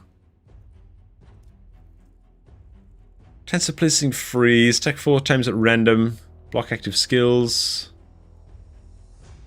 And what is it to do? Attacks all enemies. Chance of placing decrease attack. Also has a chance of decreasing target's 10 meter by 20%. I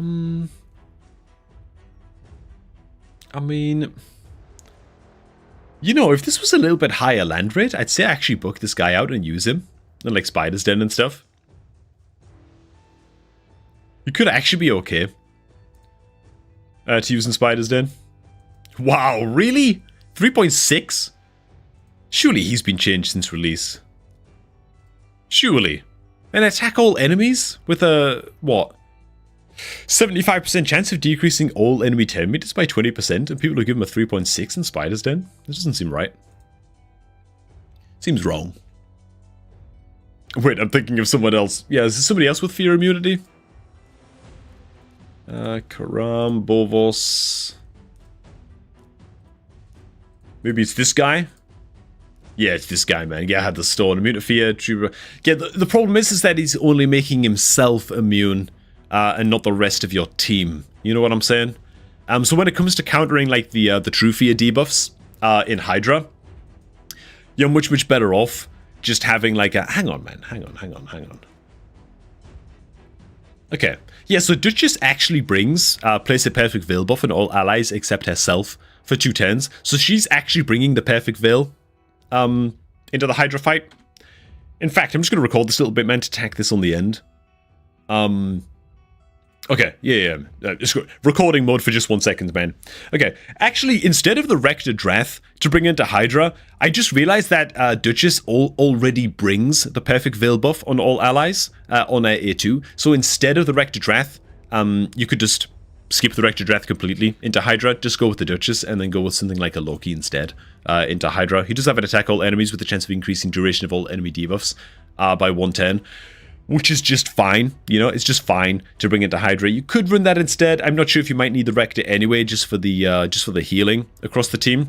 Just brings, you know, the revives and shielding, not healing. And so maybe you still need the Rector, but it is a consideration that the Rector and the Duchess are overlapping a little bit in the utility that they are bringing in the form of Perfect Veil into Hydra. Okay, just record that little extra bit there, man. How old is this account, by the way? This account is like 40 days old, Alpha. But yeah, man, had the stone. I don't know about this guy, man. Increased crit rate buff. Blah, blah, blah. Attacks one enemy. Ignore some defense. Okay. Chance of placing stun.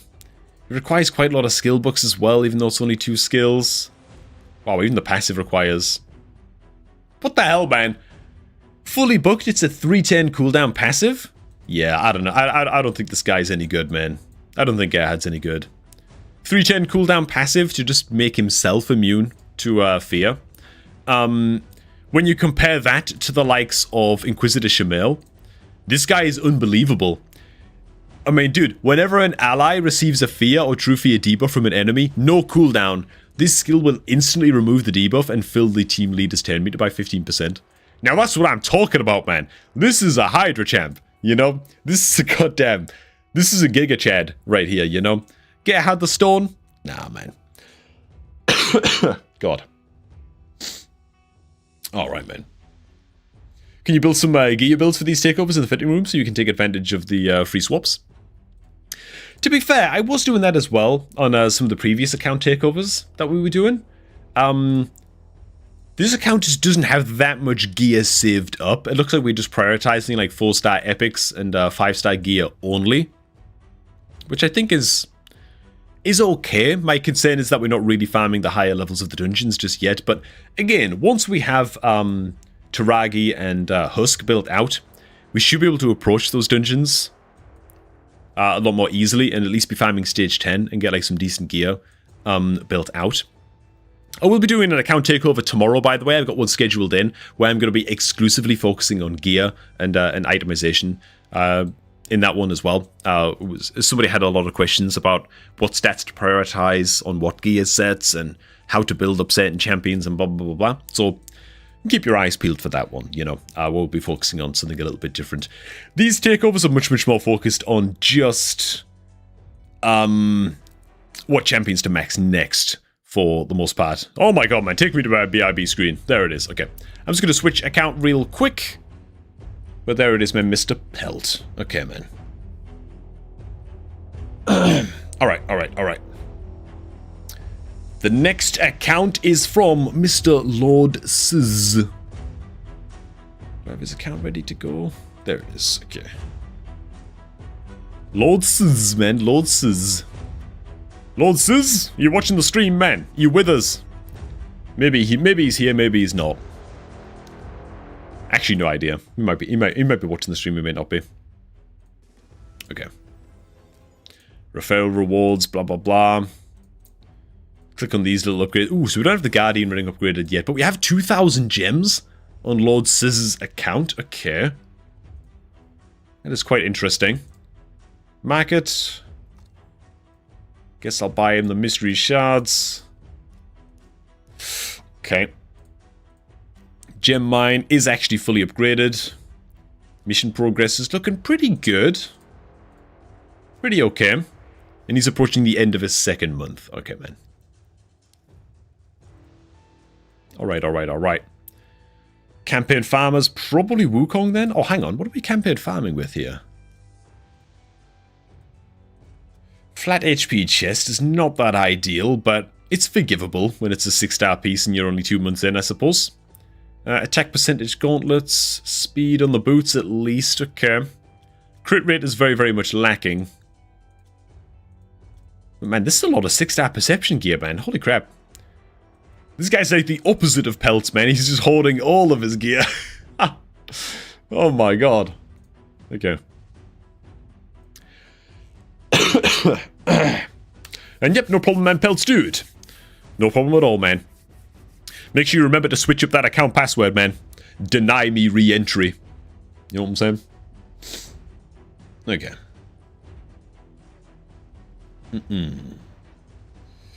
Alright, man.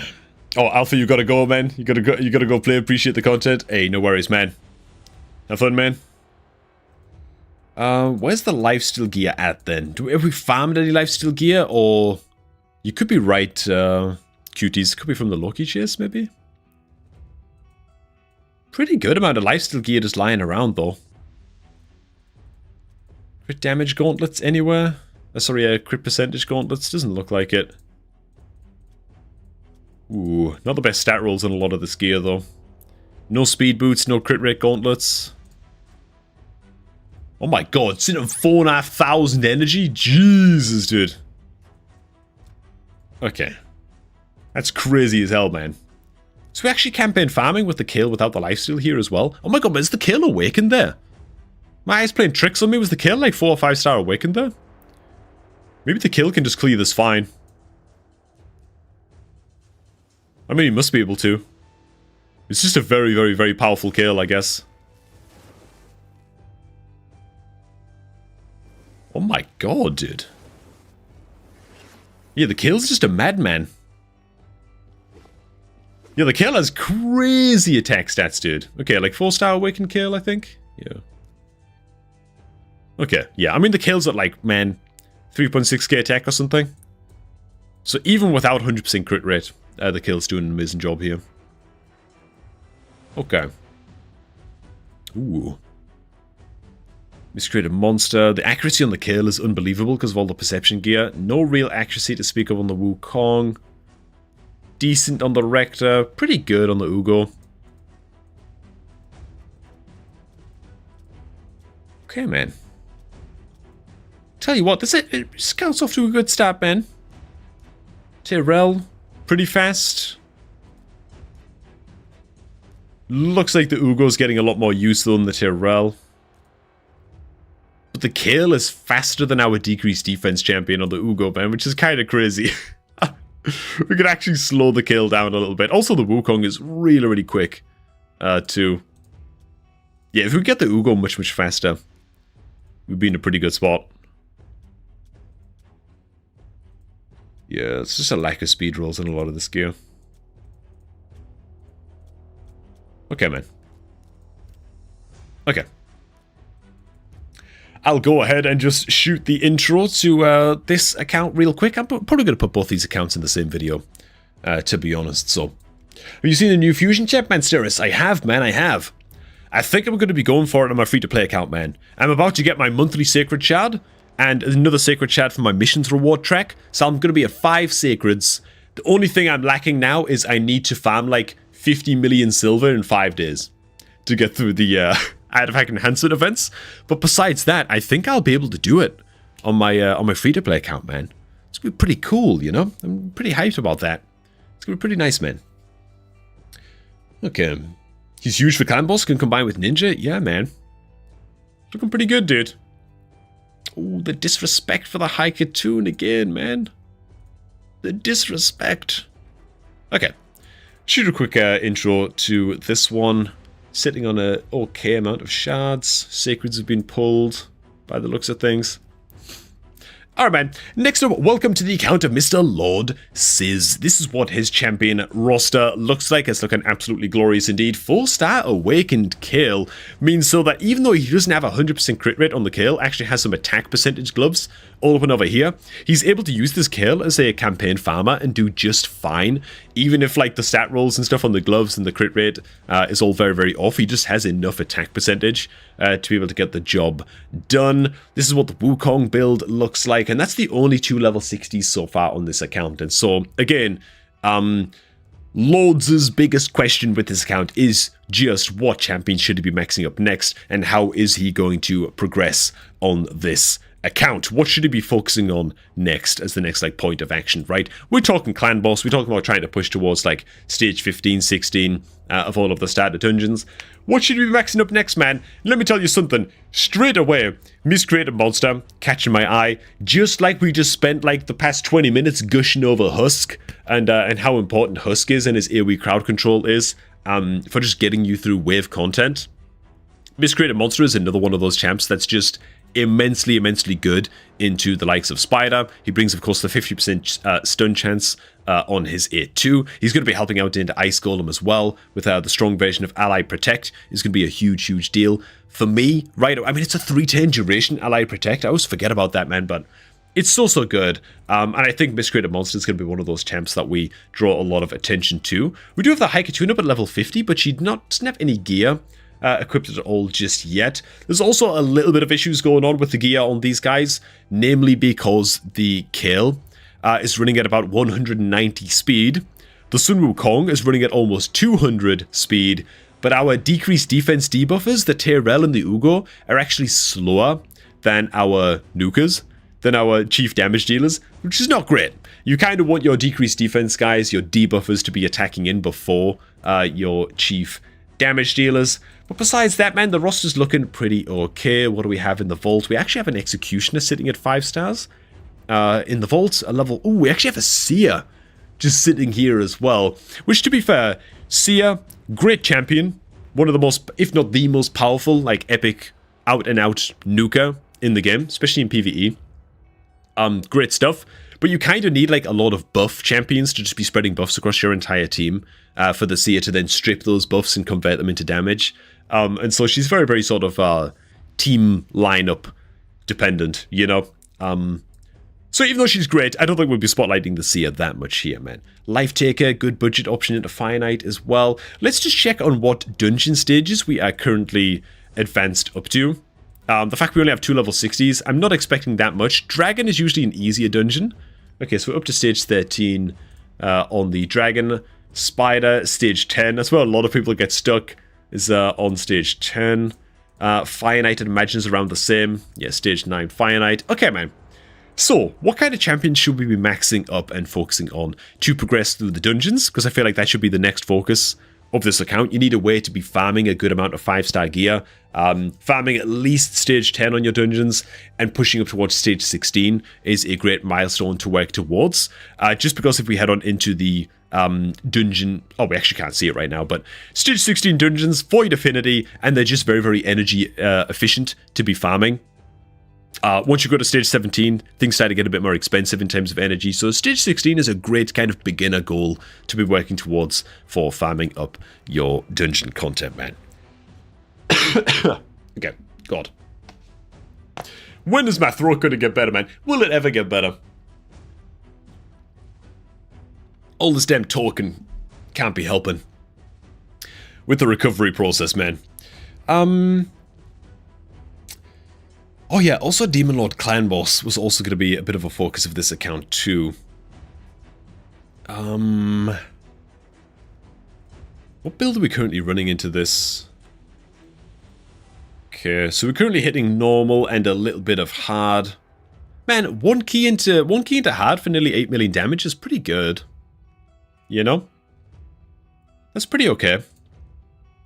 If you were to shuffle things around, what would it actually look like? I'm not a believer of Loki at all in a Demon Lord Clan Boss, personally. I know that's probably just me, but oh, we've also got a Demitha just sitting here too. Yeah, we've got a lot of pretty good champions that we can work on this account, man. To be honest, again, miscreated monster, even at Demon Lord Clan Boss, could just be very, very good. Could just be fine. Not a fan of Sun Wukong at all into Demon Lord. Kind of doesn't do anything.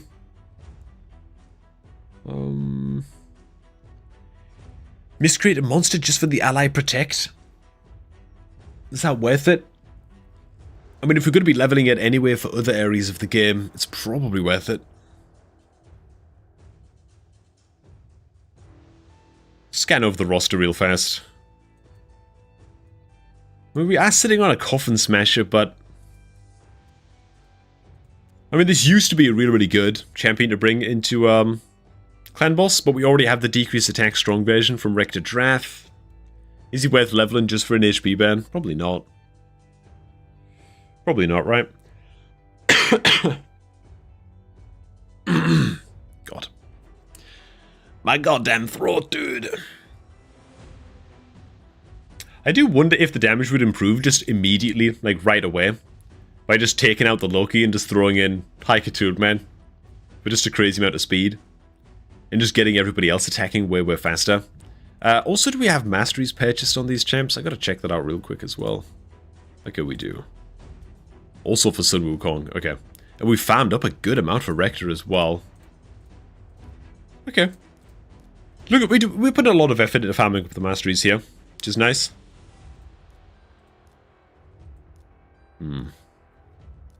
So I guess just because of the masteries, the Sun Wukong is fine to continue using it at Clan Boss for at least a little while. He's also very, very fast, so he's getting off a lot of attacks. He's also in Relentless gear. I mean, first impressions telling me that the Loki probably is the one to drop from the Clan Boss team. Do we try and build something with Haikatune? Let me just take a quick look at what gear we've got lying around here, man. Oh my god. Okay. Alright, man. Potentially some pretty good speed boosts here, man. Potentially pretty good. Man. Oh, you get Demitha up ASAP QTs, you think? Yeah, Demitha's a great champion. She's a great champ. Thing is, all of that healing, though, you've already got a Rector Drath at level 50. For me, that knocks her down the list a little bit. She's definitely a champ that you're going to build, like, eventually. 100%, but just hypothetically, if we were to... Let's just imagine. Go with me, if you will. And just imagine that we were to build out Haikatune here. We have a lot of gear lying around, man, in this account. Kinda like it. Pretty good gear, too. Double accuracy roll or double speed roll? Sorry, speed and accuracy. I mean, that's probably quite good. We just get it right in, like, full speed. What's the accuracy gloves? Not very good. Oh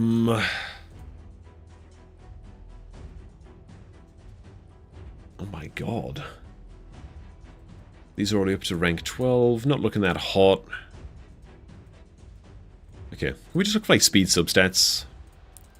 Oh my god. Look at these feral gauntlets, man. I mean, those rolls absolutely suck for Haikatune, but it just gives like 40 accuracy right off the bat. What else are we looking at here? I mean, even this, like, could be fine. We got a little bit unlucky with actual just, like, speed rolls in the gear. I mean, we're just dodging speed with every single upgrade by the looks. Just not great. Single speed roll there. I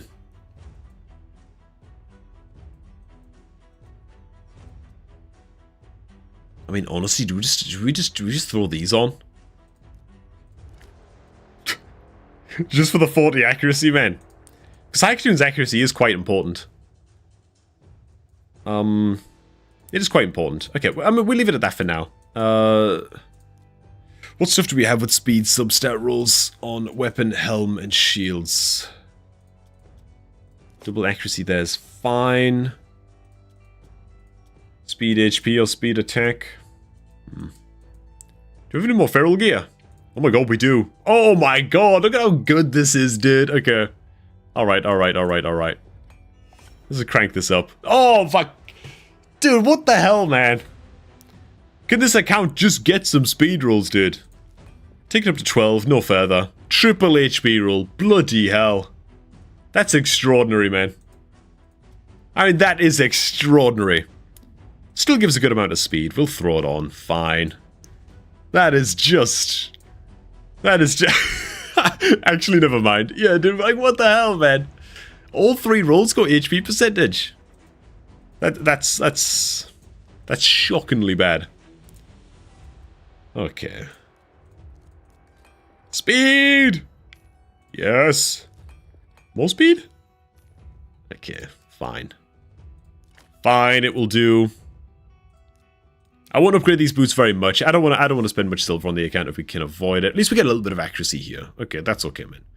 So the Haikatoon is decently quick, I guess, in this gear. Decently quick. Okay. As for ring,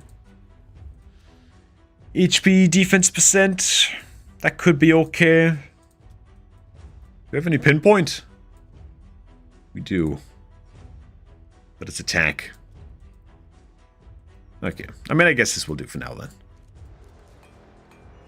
Oh, no. Oh, for God's sake. I just genuinely don't know if that's even any good.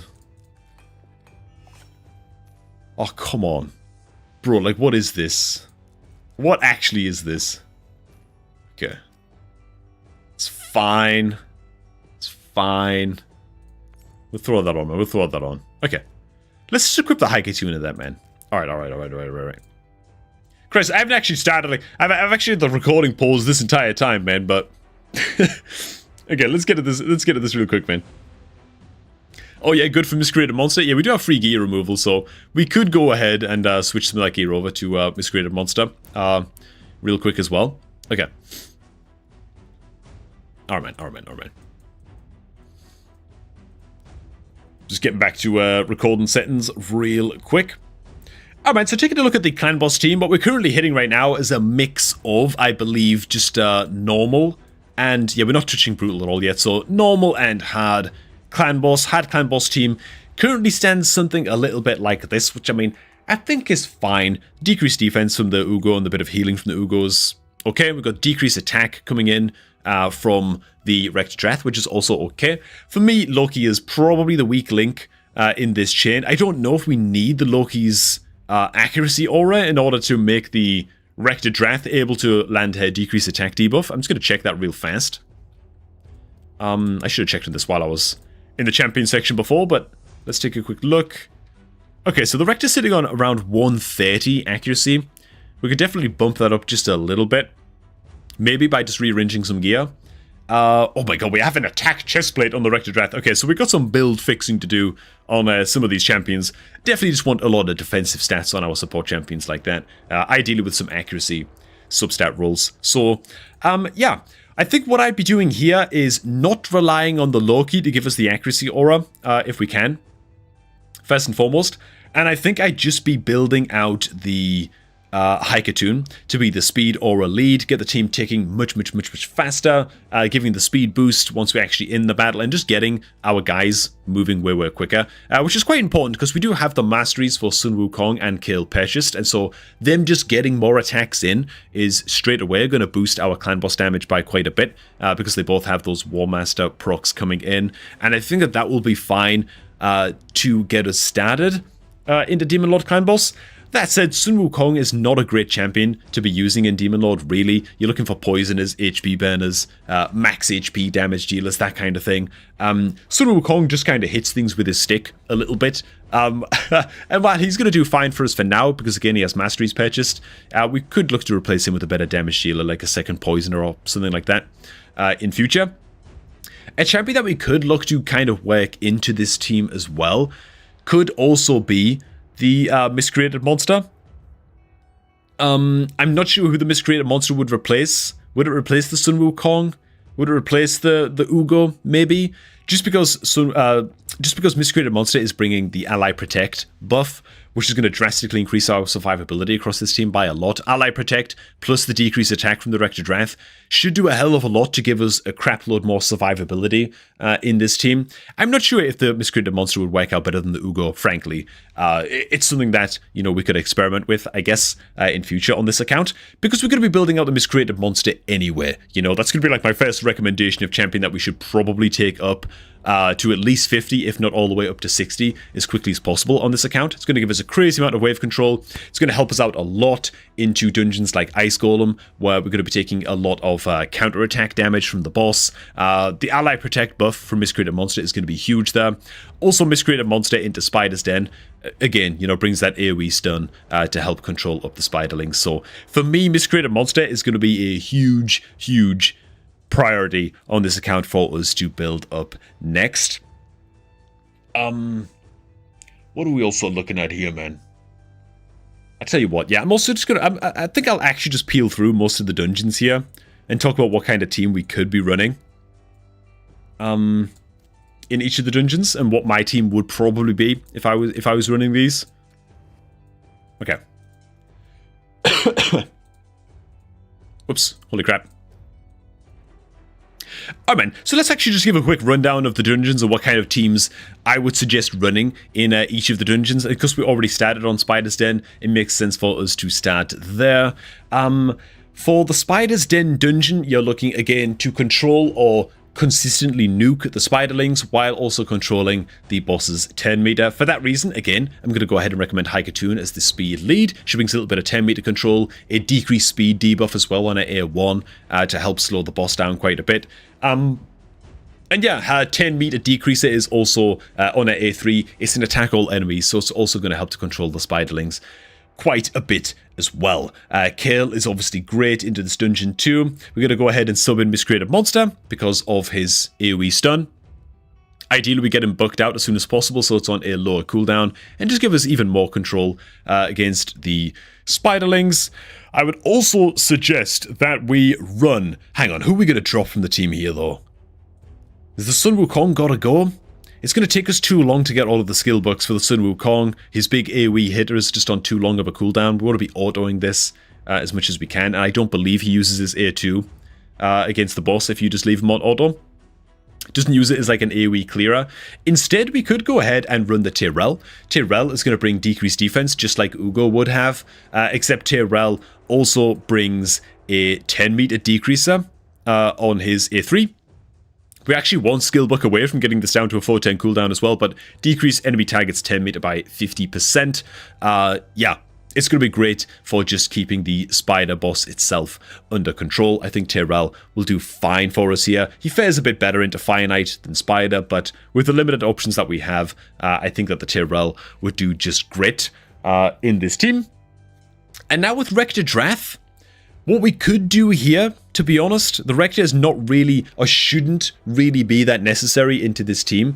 If we need the healing, and we're still getting people dying horribly because, you know, not enough stuns are landing or whatever, then we can keep the Rector Wrath in the team as the Reviver. An alternative that we have is going into, is it the Master Vault? Yeah, it's the Master Vault.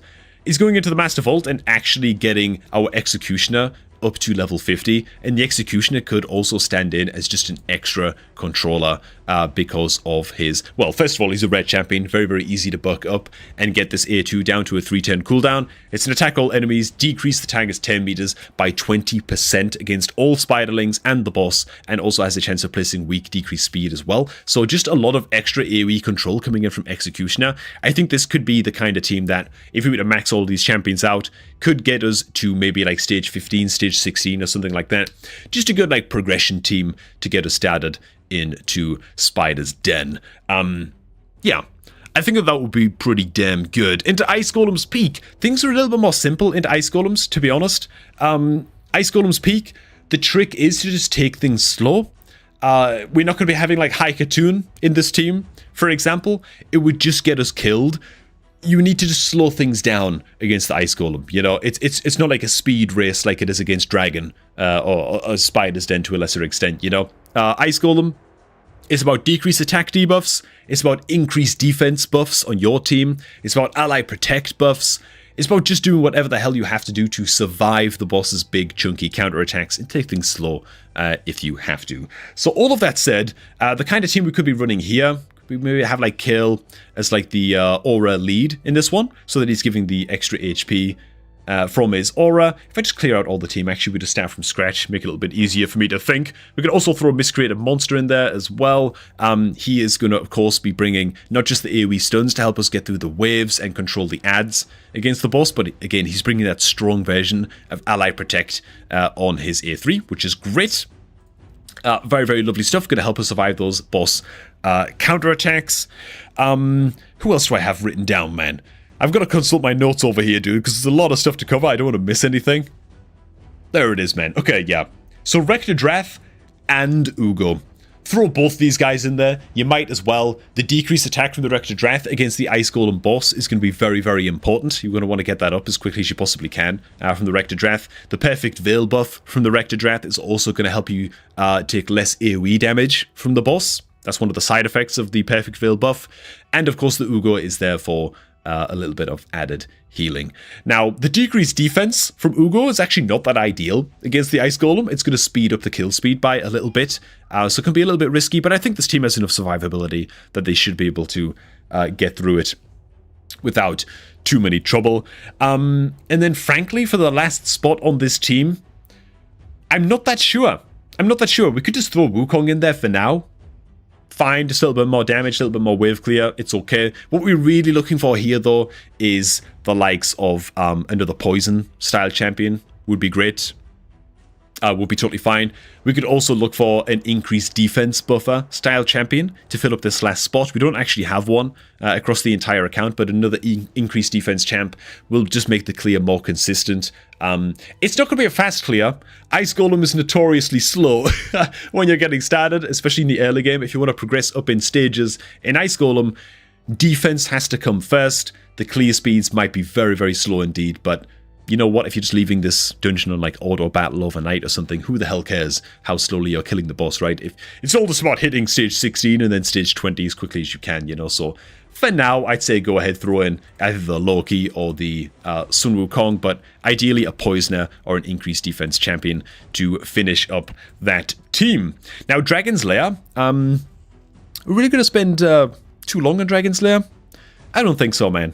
Dragon's Lair is quite a simple dungeon. Again, I'd probably just throw Miscreated Monster in there anyway, just for the sake of helping to control the waves, stuff like that. Loki might actually be okay in this team. The Dragon is really just about building out poison damage dealers, HP burn damage dealers, and what is it, like max HP damage dealers as well. Killing the Dragon Boss, it's the opposite of the Ice Golem. You're trying to get the kill as quickly as you possibly can against the Dragon. Every kind of like subsequent attack that it does is going to be increasingly more devastating, and so getting it dead fast is kind of crucial. Against this, honestly, you could go ahead and swap out the likes of who. I mean, you could drop the Loki. Dude, I have so much Loki hate in my videos, man. I can't help myself. But you could drop the Loki and throw in the High Katoon. Genuinely, just having more move speed and just getting more turns in against the boss could well be more valuable than having the Loki on the team at all. against Dragon Man. You could even swap out the the Rector Drath instead and do something like this. This could also totally work as well. I'm a big believer in just having as fast a team as possible against the Dragon Boss, though. So not too much to say about the Dragon Boss. That is the team that I would run in with, that we just showed at the end there. And as for Fire Knight's Castle, we're actually only up on stage 9. Again, this is another one of those sort of specialist dungeons that's a little bit rough to get started in, sort of similar to Spider. Quick sip of water because my mouth is turning to ash. Oh my god. Okay, where's the Fire Knight champs that I've got listed, man? It's a good job, man, I make all these notes before I do this, man. I'd miss so much stuff. Otherwise. Okay. Oh yeah, that's pretty dope, man. That's pretty dope. I've got a pretty dope plan for Fire Knight's Castle, man. So yeah, so Fire Knight's Castle, to be honest, it's just about filling up your team with as many multi-hitters and turn-meter controllers as you possibly can, and then having like one champ, or maybe like 1 or 2 champions in the whole team that just take care of the waves before you get to the boss. Once you've got all the turn-meter controllers and the multi-hitters on your team, taking care of the boss becomes the easy part, and taking care of the waves can become the challenge, right? It's fine having like an Armager in your team and the Allura in your team and stuff like that, and all those Fire Knight killer champions, you know? But actually getting them to the boss and getting them past all of the waves of enemies can become the most annoying part, you know, because you've got all these single target specialists in your team. And so the team, for me, against Fire Knight, probably looking a little bit something like, would you know it, we're also going to be fitting Haikatoon into this team again. Speed, exceptionally important against Fire Knight. She also brings decreased speed on her A1, like we've already covered. She brings a bit of 10-meter control on her A3. She's just a great champ to bring into Fire Knight, really. You're going to be moving as fast as possible against this guy. Also because he's going to place a decreased speed debuff against you as well. So having the Haikatoon as your speed lead here is probably going to do great for you. We can also throw the Kale in there as well. As for 10-meter controllers, Tyrell, we've already covered. He has some 10-meter control on his A3. Also brings decreased defense. Will help out against the waves a bit too, but great against the boss. Mostly because he also brings a double hitter on his A1. So he's going to help to break through those shield stacks. Which is going to be grand.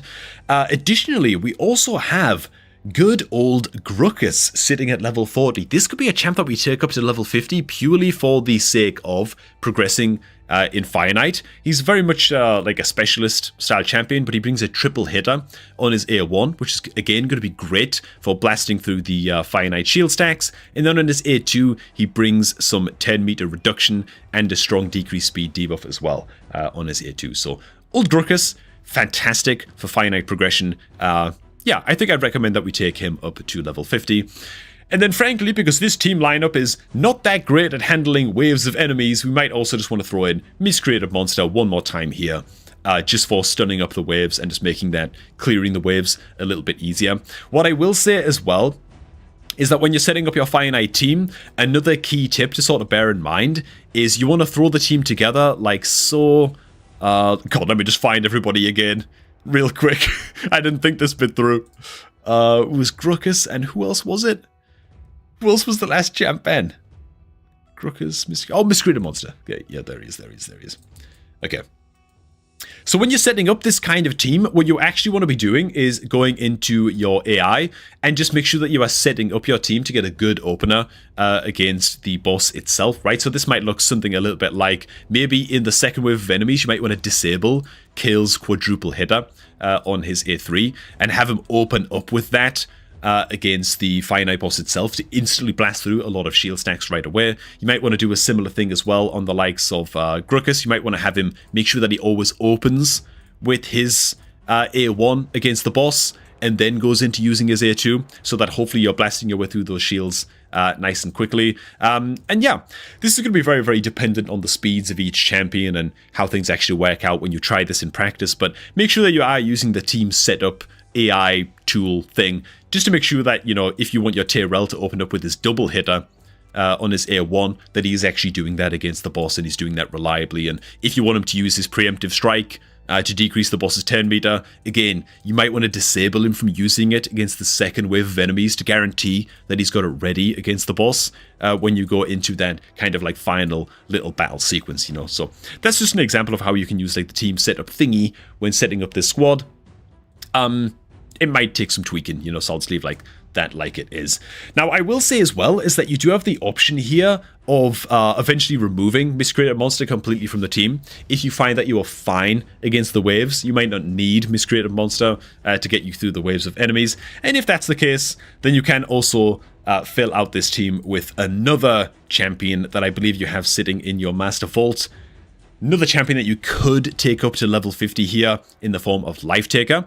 This is not a very good red champion, but she is decent at one thing, and that's finite, right? She's got a double hitter on A1, she's got a triple hitter A2 with a chance of decreasing 10 meter, and on her third hit, she has a chance of placing decreased speed. She takes a lot of skill bucks, so I'd say only build out the Life Taker to level 50 and buck her up if you're desperate for progression in Fire Knight and you've really got no other choice.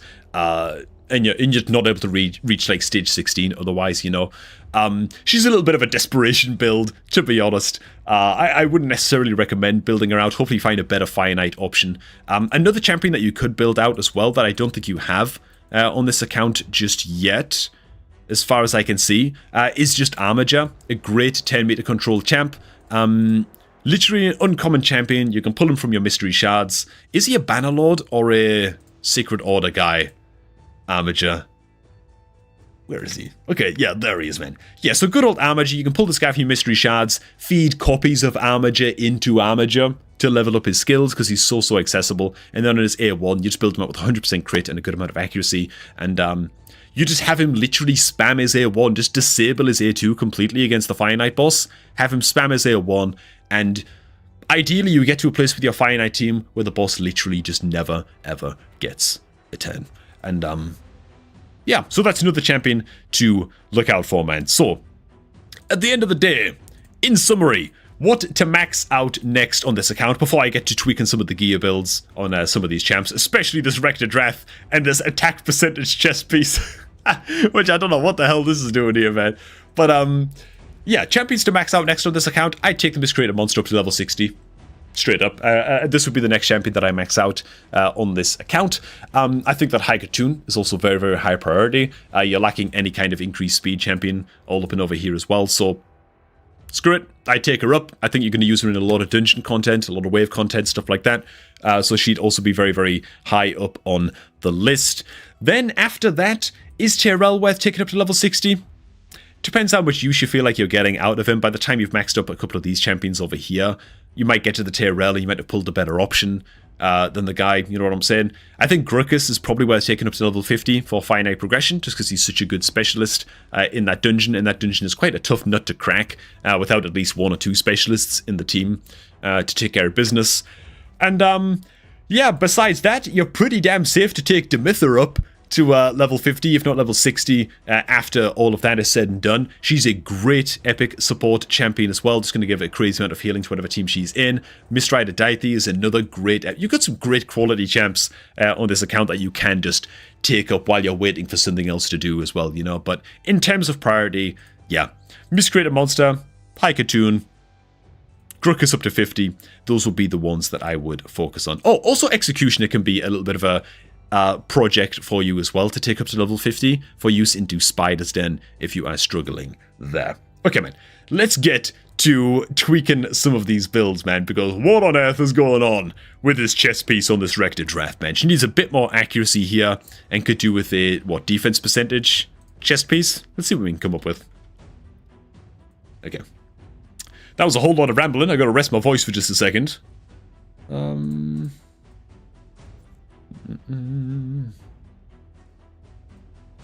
Oh, one more thing actually. I haven't actually checked them out just yet, but there is a Nalhorn and a Kerzad, I believe, in the vault on this account as well. That's another couple of champions that you can definitely take up to level 50 very comfortably. Maybe one day take them up to level 60 as well. So you've got a few champions that you can kind of add to the list or add to the queue of champions to max on this account as well, man. But okay. As for this build, what are we actually looking at here, man? Tyrell's not worth it anymore, you don't think, James? Used to be good, but he's not as good anymore. I still use him quite a bit on my free-to-play account. He's doing like a good job for me, you know.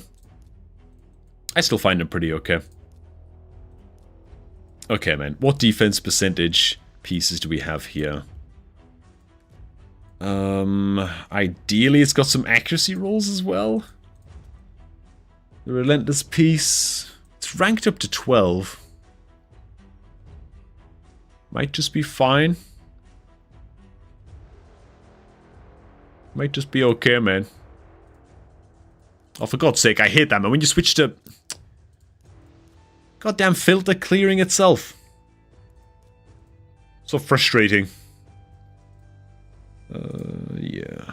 Yeah, we've got to look for accuracy.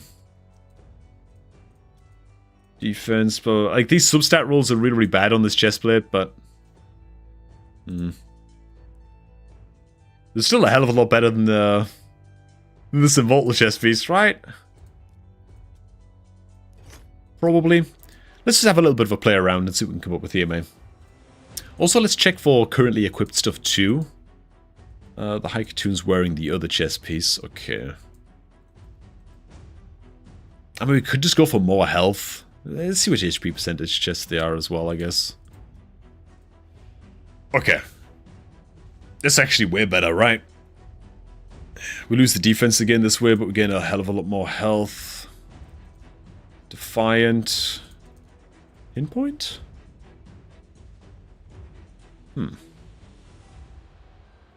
Pinpoint could be okay. I mean, it's only a 4-star piece, but it's only a 2-month-old account, you know?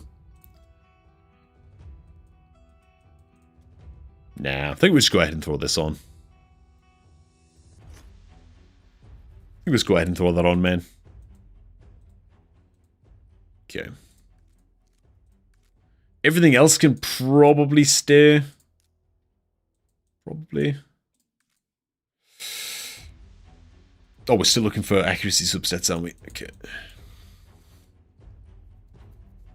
Defense percent taken up to max level. Ooh. Little bit rough. Hang on, what have I got selected here that I'm not able to see everything? Because this evidently isn't all of our perception gear. Am I just being blind? What the hell? Let me just close the filter and just reopen it, man. I kind of just want to see all of the gear that we're working with. Okay. So the Rector has accuracy speed. Double speed roll on the gloves as well. Okay, man. Yeah, so the Rector's gear is quite good. It's just the accuracy that's lacking, man.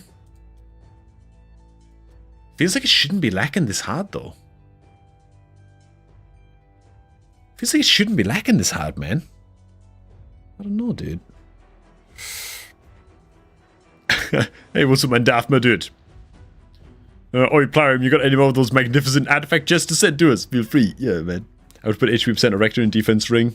Flat stat would be better. Ooh, yeah, could be, man. Could be, man. We'll take a look at the rings after this. What the hell happened to the chest piece I had picked out, man? Oh, it's because I closed the filter, isn't it? God's sake. Which chest was it again? Give accuracy as substat. This was the one.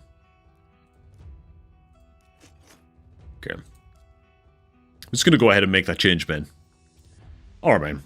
So we switch out the attack percentage chest on the Rector for an HP percentage chest that at least gives a bit of accuracy, a bit more speed. So 150 accuracy now, that'll get us up to like stage 15, stage 16 of dungeons, which I think is good enough. For the Drath. I'm just going to scout around to everybody else's build right now as well. We also did dress up the Haikatoon in all kinds of gear as well. I rolled some upgrades into these speed boots. She's on an okay amount of accuracy as well herself. Hopefully we can get some more accuracy rolls and just better gear to bolster up the accuracy bit after this. As you'll see, sadly the feral weapon that could have been so good absolutely bombed. I mean, it's fine. HP percentage, it's okay. Like, it's just gonna be a better item for another champion, I guess, at a future date. But right now, it's okay, I guess, with Rected Wrath. But would have been nice to have at least, sorry for Haikatoon, would have been nice to get at least one speed roll. At least one accuracy roll, you know, but that's where we are right now with that. But I don't want to roll up this gear anymore, just for the sake of, also double HP percentage roll on the chest as well. What is this, man? We just the speed dodges on this account, but I don't want to roll up any more of this gear on this account until there's an artifact enhancement event live. And then, of course, Mr. Lord can do that himself and make sure that he's getting all those juicy points. We were going to check for a flat defense ring for the Rector. Ugh. Okay. Sadly, there's no defense percentage substat in any of these rings either, though. Not looking all that hot, man, in terms of options here for rings. Okay, we'll leave the ring as it is then in that case. Is there anybody else needs building out? I think the Haikatoon's fine. The Gruckus, I'm not sure I should really put a build on him yet, because he's a little bit low prio. We could use more accuracy, to be honest, on the Miscreated. He's also got attack percentage. Oh god, okay. Turn the recorder back on for this. Oi, oi, oi, oi, oi. So the Miscreated monster actually has some attack percentage gauntlets. Ugh. So attack is really doing nothing for a Miscreated monster. This is one of those things when you're gearing out your champs, you got to pay attention to what type of champion they are. Miscreated monster is an HP scaling champion. And so HP percentage would be great. Defense percentage would be okay. He also needs a bit more accuracy too, so I'm going to see what I can do with his build real quick, especially to replace these gloves. What are we looking at here, man? What are we looking at here? Primary stat, HP percent or defense could be okay. Accuracy gloves? God damn it, dude.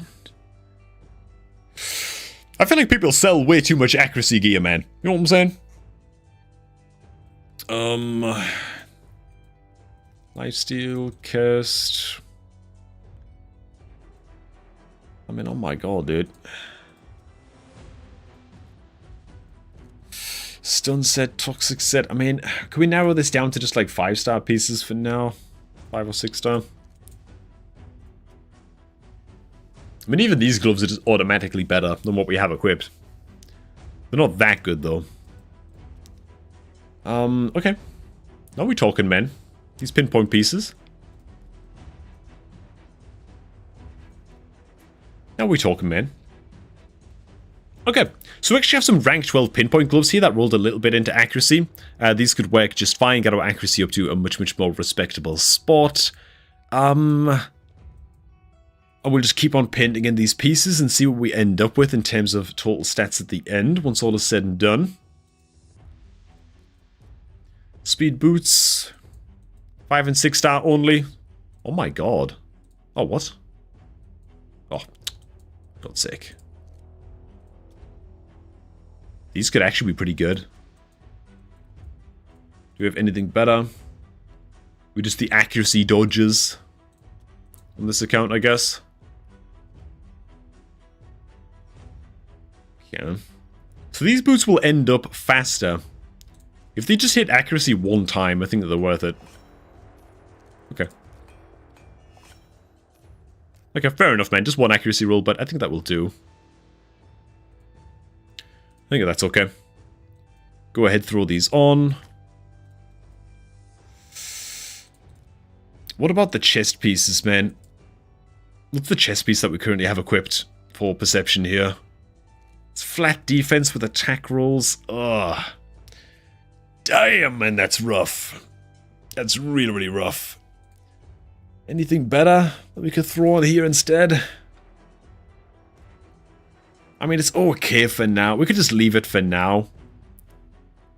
Like, how is the shield, for example? Like, is the shield okay at least? Yeah, I think the shield is worth bending over backwards for now. Okay. And what about all that speed equipment, man? What are we looking at on those? Accuracy, crit rate, speed, pretty good. And a double attack roll over here. Okay, not that great. Could get more accuracy here, man. We would lose a bit of speed. Yeah, it's probably not worth it. We actually have some 6-star pieces we could roll into as well. None of them have speed rolls, though. God damn it, dude. God damn it. Okay. Yeah, we'll leave these alone for now, man. We'll leave these alone for now. Okay. So just got done inspecting all of the top tier gear. The chest isn't looking that great, but we don't really have any better replacements to this for now. I think I'll go ahead and replace this gear as it is for the time being. Again, it just needs artifact enhancement event to roll these boots up. They do have speed. They did roll at least once into accuracy. So again, we're in an okay place now in terms of accuracy on the miscreated monster. I'm not sure if we have any better like ring options here. This could be a better ring option. But I'm not going to roll this one up yet, because again, we can just wait for artifact enhancement. It's a very small upgrade. If it double rolls into HP percentage, then it's certainly a better ring option for our miscreated monster. And hopefully we can also slam an amulet on this guy as well someday that has a little bit of accuracy rolls as well once we have him ascended up. But his accuracy is in an okay place for the time being. Okay, man. I think that's about it, man. I think that's about it in terms of like gear repairs that we are going to do. Mostly because I don't want to go like taking all of this rank 16 gear and stuff off the kill. The Sun Wukong, oh god, no crit rate gauntlets at all. It's all crit damage, but he doesn't have any crit rate.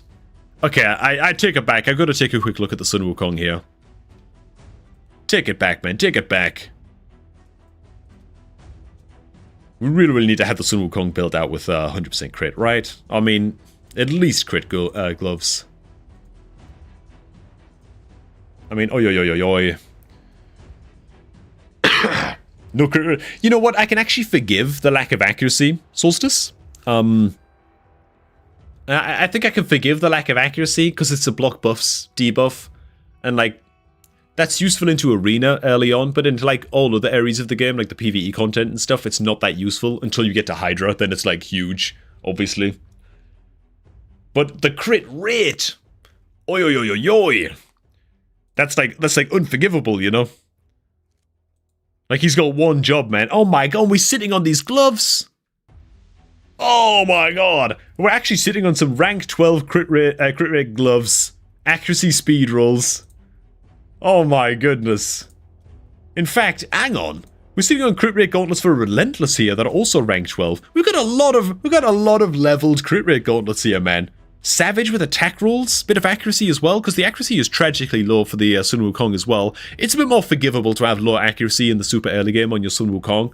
That's fine. The crit rate though, like it makes no sense to have crit damage gauntlets, but only 20% like net crit rate, you know? That just makes no sense, man. Okay, so the chest is pretty good. The boots are quite excellent, really. I mean, we'll definitely be sticking with the boots. The weapon is crit damage as well. Okay. Let's see what we can come up with for this, man. Is there any better options that I'm just like hyper sleeping on? These are tempting just because of the levels on these suckers. Ooh. Ooh. So 40 accuracy from the feral piece. It's also 6-star crit rate, so that's 60% right there when these are fully rolled up. Ooh, I say again. Okay, into the fitting room we go. You know, these might actually be it. We'll try these on and see if we can find any better replacements for the head and the shield that are Relentless. So we can keep the Relentless set equipped, I guess. Yeah, it's not like the most important set in the world for Wukong, obviously, but oh my god! Look at this! I mean, I don't even know if you guys can see all the stats on that because of my huge head. Crit damage, crit rate, accuracy. We don't mind losing a bit of speed on the Wukong anyway. Bro! Dude! It's good headgear, man. Potentially very, very, very good headgear. This guy's got a lot of Relentless pieces, man. Oh my god! We have your bro! What are we doing? What is this? Look at these! It's crazy good. I mean, holy crap! It's really, really good. I mean, if we insist on using the Relentless Gear on the Wukong, we gotta get this equipped, man. We just got to. Okay. We also have, like, a common headpiece equipped. Alright, man. I mean, what are the weapon rolls again? We have a bloody legendary weapon over here with potential crit rate accuracy rolls. Okay. Just, oh my god. We have so much good Relentless Gear, man. We have so much good Relentless Gear here, dude. Crit damage, crit rate on the shield. Just sitting there. We got a headpiece here that could roll up to be a god tier piece again. I'll take it up to like 8. See where these go. Goes double into crit damage. Which I would have liked to have seen a little bit of crit rate roll there, but we also got this weapon over here too. Potential accuracy and crit rate rolls here. We'll take this one up to 8. I won't level them anywhere beyond this. Just because, obviously, we don't want to be doing this outside of artifact enhancement, really. But, yeah, we've got some really, really good pieces here, man. Really good pieces. The rolls on this one went a little bit dud. Missing all of the crit rate like that, but... Okay, so I'm just going to go ahead and slam these on, I suppose. Alright.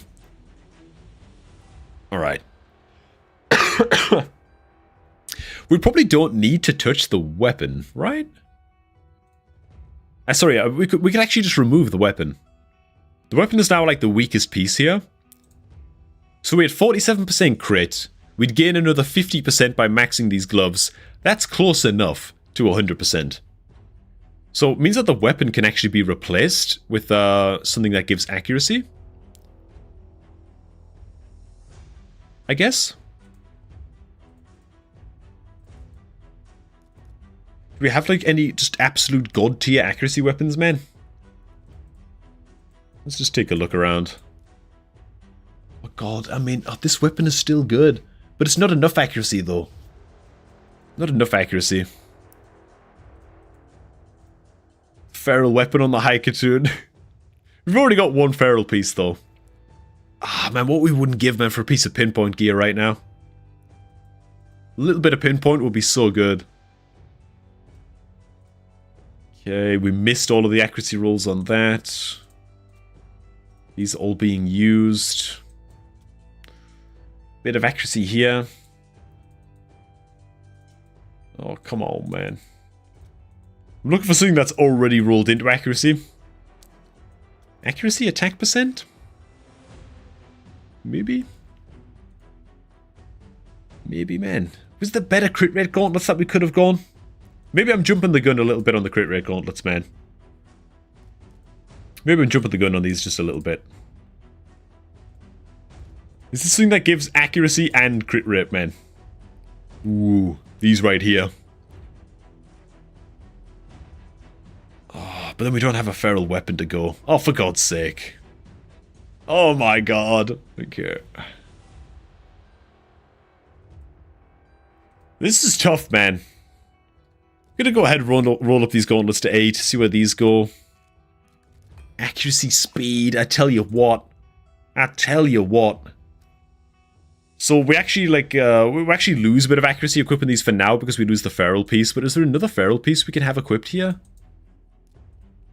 Let me just look at all of the feral gear, man, for what it is. How many pieces have we got lying around? We have a helmet sitting around. Boots. Boots are all not that great. And the weapon is on the Haikatoon. Okay. We gotta take the weapon off the Haikatoon, man. I think we might have to take off the Haikatoon, man. Go use some charms at the forge? Oh, I don't want to start like blasting this, you know. I don't want to start like blasting all the saucy resources on this super early game account, you know. If I can avoid that. So just to clarify, there's 30% more crit rate still to come in from that weapon. So the crit is actually handled. It's good. We just need to find a way to get more accuracy on the guy. Do we have any pinpoint? No! We don't have any bloody pinpoint accessories, man. Equipped? No. Okay. We do have a crit damage amulet here. This could be kind of good. we get some accuracy hits on this? Okay, just the one. Just the one. I mean, it's still fine. Still fine to use on the Wukong, I guess. Can't even try it on yet because you're not even ascended up, but... Damn. Maybe we just leave the accuracy for there for now. Maybe that's fine. Maybe that's okay. If we just go ahead and save this Wukongi. But then we need to find a replacement weapon for the Haikatoon, man. Which is a little bit tragic. But then again, not that tragic because the stat rolls didn't go that good on it anyway. Is there anything that gives speed and accuracy that's just like just a sweet weapon for us to use here? Like, we could just go for this crit damage weapon, man. At least it wins some accuracy speed rolls. It's a bit random. But it's fine, you know?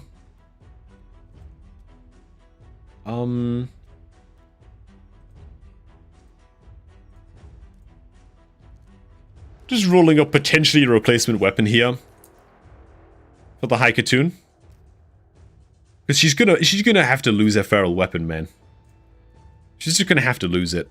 But that's fine. Her accuracy now is okay. She maintains roughly like the same speed. I think she's still alright. She's still got the boots to upgrade as well, which, again, we're not touching those just yet. Okay, so that frees us up to pen in this build that we just made for the Sun Wukong.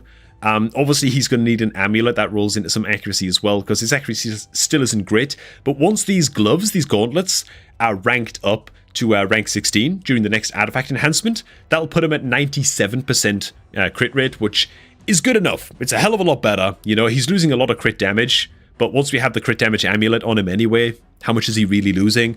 It's definitely going to be a hell of a lot better to have the Wukong built with near 100% crit, rather than having a lot of crit damage, but almost no chance to actually land his crits. You know what I'm saying? So, yeah, I think that this is grand. I won't equip this just yet, because, I'll just leave it right here in the champion presets for Mr. Lord, the account owner, to equip when the time comes. So I'll just go ahead and just leave this build as it is. But yeah, just roll these items up, most of them, to be honest, all the way up to 16 when the time comes. And to be honest, if you just roll one more crit rate into either the helmet or the shield, then you will actually be a little bit over your crit cap, which is totally fine as well. So I'll just leave this preset here for future use on the good old Sun Wukong. Okay, man, we'll go ahead and leave this one here, man. I think job is a good one. Account is off to a great start, man. Keep it up, my Mr. Lord says you're doing a great job. Let me to go ahead and check on the market real quick. Got a happy little mystery shard here. We'll just go ahead and buy that up for you, man. All right.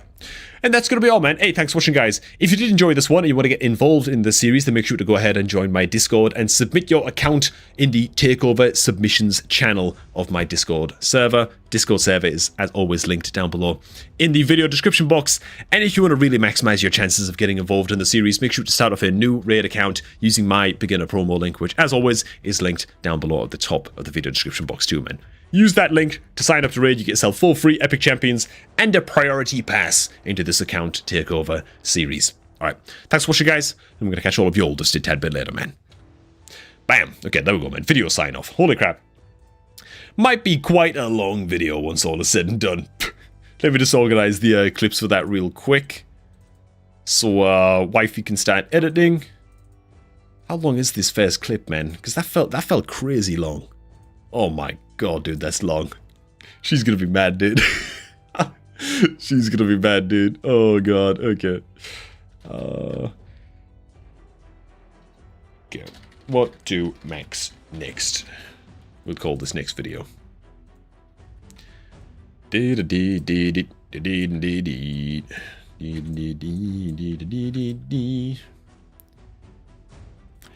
setting up the editing folders for you here real quick.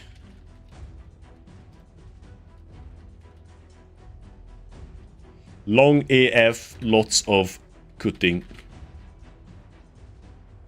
Clicks. Okay. Yeah, she's gonna rage, man. This is gonna be a long old video going up later on tonight, man. Wife MVP. Okay.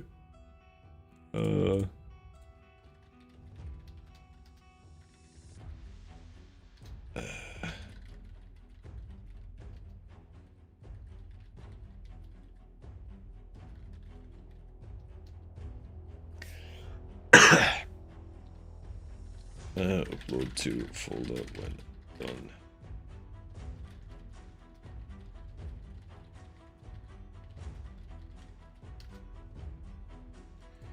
Okay, alright man, there it is man. Tight. Cool. Okay. Maybe buy her some speed boots? Yeah. Dude, I'm gonna have to buy her something, man. She's gonna be mad. She's gonna be mad at how long this video is, dude. It's like 55 minutes of raw footage or something. I don't know. It's gonna be a little bit rough, man. I feel a little bit guilty. Okay. Just logging on over to the free-to-play account, real quick. Where we're gonna get into the final video topic of today, man. It's gonna be sweet. Look at all the food champion in the oven, man. Oh, it's going great. Now the moment of truth. How is the clan doing in the CVC, man? Oh my god, we've taken the lead. Come on, team. Oh, I've still got a whole bunch of grinding to do here towards the end of this one as well. My personal rewards coming along grand. I think I could probably get to the 75k by the end of tonight. Christ, maybe I'll just push for the 100k. I'm still in tier 1, of course. On my 2-month-old little free-to-play, man. Hey, man, my account is almost exactly the same age as that account that we would just take over in, man. Cool, man. Cool. Okay. God.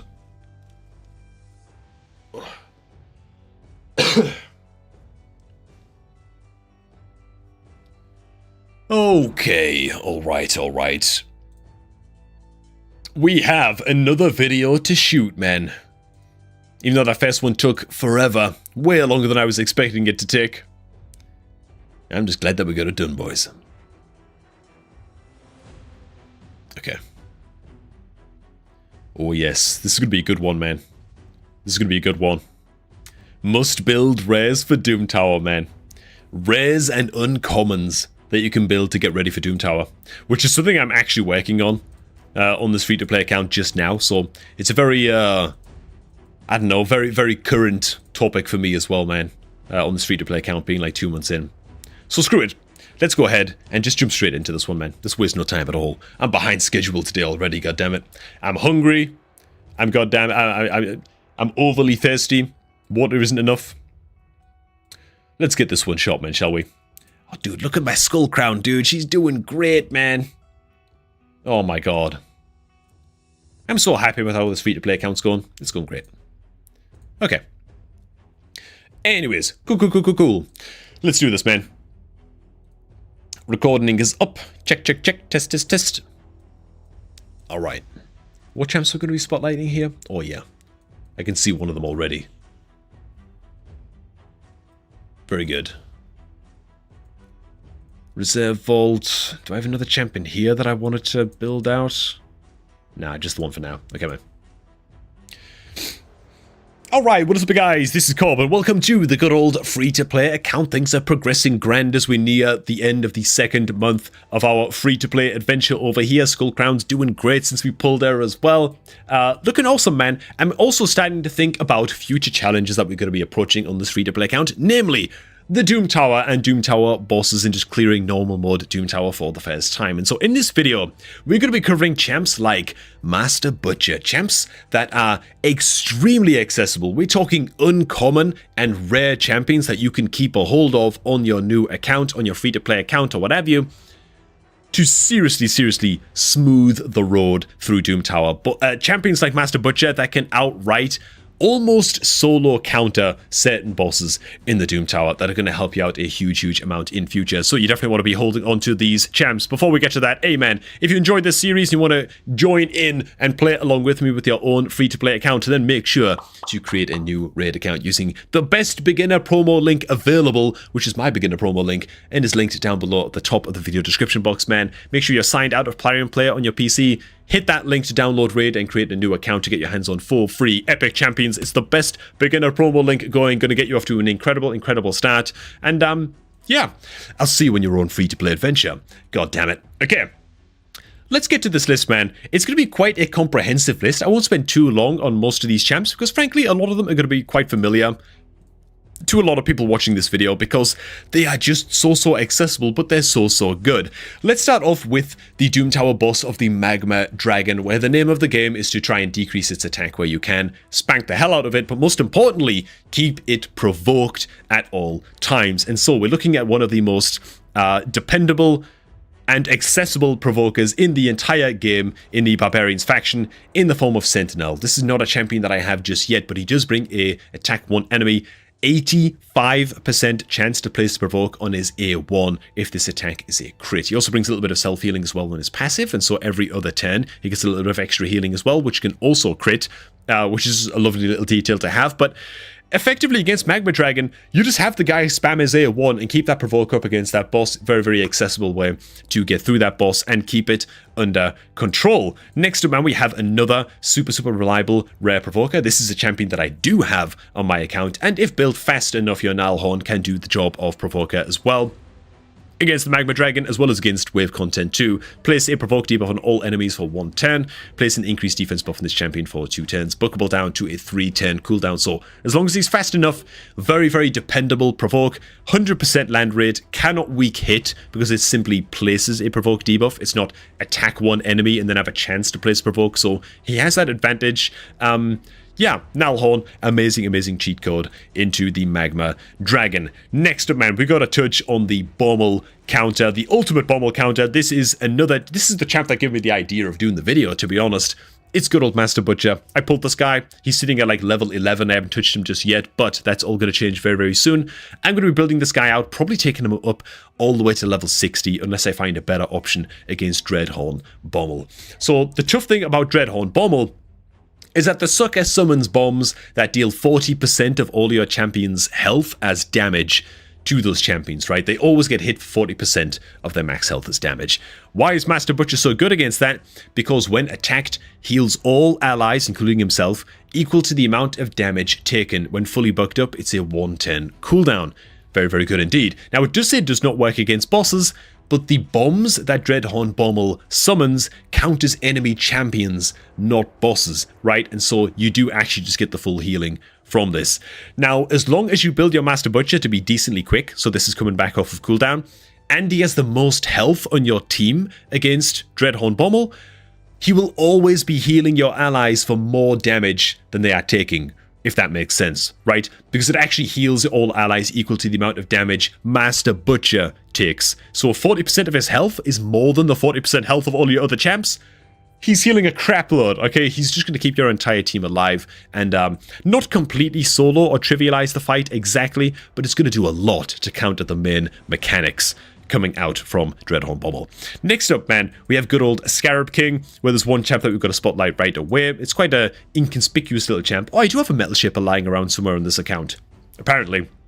At least the game's telling me that I have him collected. I don't know where he's gone, man, but Metal Shaper, incredible against the Scarab King. Against Scarab King, it is imperative that you are attacking in only if your team are under shield buffs, and Metal Shaper, again, kinda soft trivializes the entire mechanic against Scarab King, places a shield buff on all allies for 2 turns, on a 2-turn cooldown. It doesn't matter that this shield is tiny, which it is. It's a minuscule, just pathetic shield, really. But it doesn't matter how small it is. As long as Metal Shaper is the fastest champion on your team, this is a 100% uptime shield, meaning that yeah, you're never going to trigger the counterattacks that would otherwise be raining down upon you and just ruining your run against the Scarab King. And so from then on, it's Metal Shaper to provide the shields, and you just build a crap load of 10 meter control and at least 1 damage dealer that's in a destroy set, and you're good. You're done, right? That boss is kind of taken care of. Now, speaking of other kind of just very budget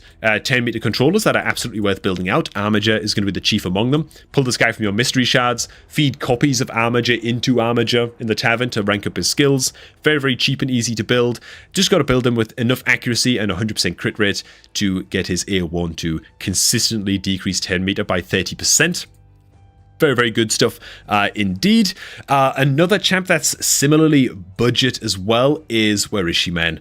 good old Elfguard. There she is, man, in the High Elves faction. Another uncommon champion, very, very easy to sort of build up. And on their A2, which is a 210 cooldown, attacks one enemy, decrease the enemy's current 10 meter by 50%. The first time I ever cleared my way through Scarab, by the way, and through Doom Tower, and like finished normal mode Doom Tower, beating Scarab along the way, my team was like Metal Shaper at like level 50, Elfguard at level 40, okay, Armiger at level 50, my High Cartoon was level 60, and then one damage dealer in a destroy set, and that was it. That was the team. It was like the most budget, crappy team you've ever seen, but you know what? With enough accuracy and enough speed, they were able to just completely control the hell out of the boss, and it was absolutely glorious. Another champ that's honestly pretty great for this purpose as well, especially if you're not going to bother leveling your High Cartoon, which I wouldn't recommend, by the way. High Cartoon, very, very good champion, but Diabolus can do a pretty damn good job as well. She brings an increased speed buff on all allies and also some 10 meter fill and 10 meter decrease against enemies on her A3. She can be an okay addition to a Scarab King team as well, so it can be worth taking up to level 50 for that reason. Or, of course, you can just build out the queen of just, I don't know, like all content in this game, best red champion in the game. If you do happen to get your hands on a Cold Heart, she's going to do an incredible job at decreasing 10 meter against the Scarab King as well with her A3. Decreased 10 meter by 100%. Need I say any more? Yeah, she's just an incredible, incredible red champion, man. Next, man, we've got the good old Dark Fae boss, which actually, you know what? Dark Fae, I'm just going to stay on the Cold Heart, man. Cold Heart is incredible against Dark Fae as well. The key against Dark Fae is to make a nice and fast team with just a lot of damage and, you know, multiple nukers in the team. And just kill all of the mirror images instantly, and then control the boss's 10 meter very, very quickly. Cold Heart can do a little bit of all of that, right? She has an attack all enemies on her A2 to help kill off all of the mirror images, and then she can throw in with her A3 to instantly delete the boss's 10 meter once the mirror images are all dead. And so she's actually just another fantastic champion to build out for, like I said before, everywhere. I mean, she's just so good. Yeah, she's fantastic into Dark Fae in particular. Another very, very accessible champ that you can build out into Dark Fae as well is gonna be good old War Maiden, just because she has the most reliable and strongest decreased defense debuff in the entire game of all of the rare champions, and she is campaign farmable. So, man, you're looking for a budget champ to take into just any kind of wave content, really. War Maiden is going to be your gal, and you can definitely make use of this strong decreased defense debuff going into Dark Fae as well, if you don't have that debuff available on any like better options. Yeah, War Maiden, absolutely fantastic, man. Next up, we've got the Frost Spider boss, where suddenly HP bans become absolutely mandatory for you to kill the boss. You literally can't kill the Frost Spider boss unless it dies while it's under an HP ban debuff. And so for that reason, you do have the option of potentially building out at least like a level 50 Selenia Nightcloak in terms of rare champions. She does bring a, I think it's a triple hitter. Yeah, triple hitter A3. Before attacking, she places an increased accuracy buff on herself, which is great. It's going to make landing the debuff a little bit easier. And each hit has a chance of placing HP ban for a couple of turns. She's an option that you can build out. She's very, very niche as far as her use cases. So if you can get away with just building it to level 50 to get you through normal Doom Tower Frost Spider, then she can be worth holding on to for that reason. You're really just looking for any HP banner, to be honest though. She's just one of the more accessible ones. Another option that you do have is from the Dwarves faction, where you have the option of finding yourself a Bulwark. These are both void rares, of course, so not the most accessible, but you're kind of grasping at straws just a little bit, right, as to what you can get your hands on here. But he does bring an A2, an HP ban on his A2, and his passive is quite good into Demon Lord Clan Boss as well. When attacked, has a chance of extending the duration of all debuffs on the attacker by 1 turn. So if you want to build out a Bulwark for an early Demon Lord Clan boss, keep a hold of the guy and keep him built at least in your vault for use in Frost Spider when the time comes to start blasting the hell out of Doom Tower. Finally, we have ourselves Nether Spider. And let me tell you something, man. I don't think there's really any rare champions that are particularly fantastic into Nether Spider. It's a tough boss that can really slam the brakes on a lot of people's accounts, but one champion that is great if you don't have any decent debuff cleansers to bring along to Nether Spider, Reliquary Tender is amazing against this boss. As soon as the boss battle starts, the boss is going to put like, I don't know, 7 or 8 poisons on your team instantly, which is really, really painful, unless you have Reliquary Tender, in which case you have a 3-10 cooldown, total cleanse, place a continuous heal buff. blah, blah, blah. You just take care of the poisons instantly, especially effective if she is the fastest champion on your team. And if anybody happens to die, she also brings a revive as well. Just one of the best rare support champions in the game. Now, that said, if you don't have a Reliquary Tender, you can bring along good old Spirit Host. The issue with Spirit Host is that even when fully booked, yes, she removes all debuffs and places that block debuffs, but it's a 5-turn cooldown skill, and so you have to build it to be exceptionally fast, which is tough to do in the early game, but you have to build her exceptionally fast to get back around to having this skill ready again for the second time that the boss spews out all of its poisons again. So it can get you through the very, very early stages of Nether Spider to have like a level 50 Spirit Host, but beyond that, it's really, really tough in the early game to build her to be quick enough to sort of outpace the bosses, the rate at which the boss is like replacing its poisons again, you know? So she is an option, but there you go. Reliquary Tender is definitely going to be the superior option of the two. Okay. God, I need to pause to breathe in this one. That was a lot of rambling very, very quickly, man. Holy crap.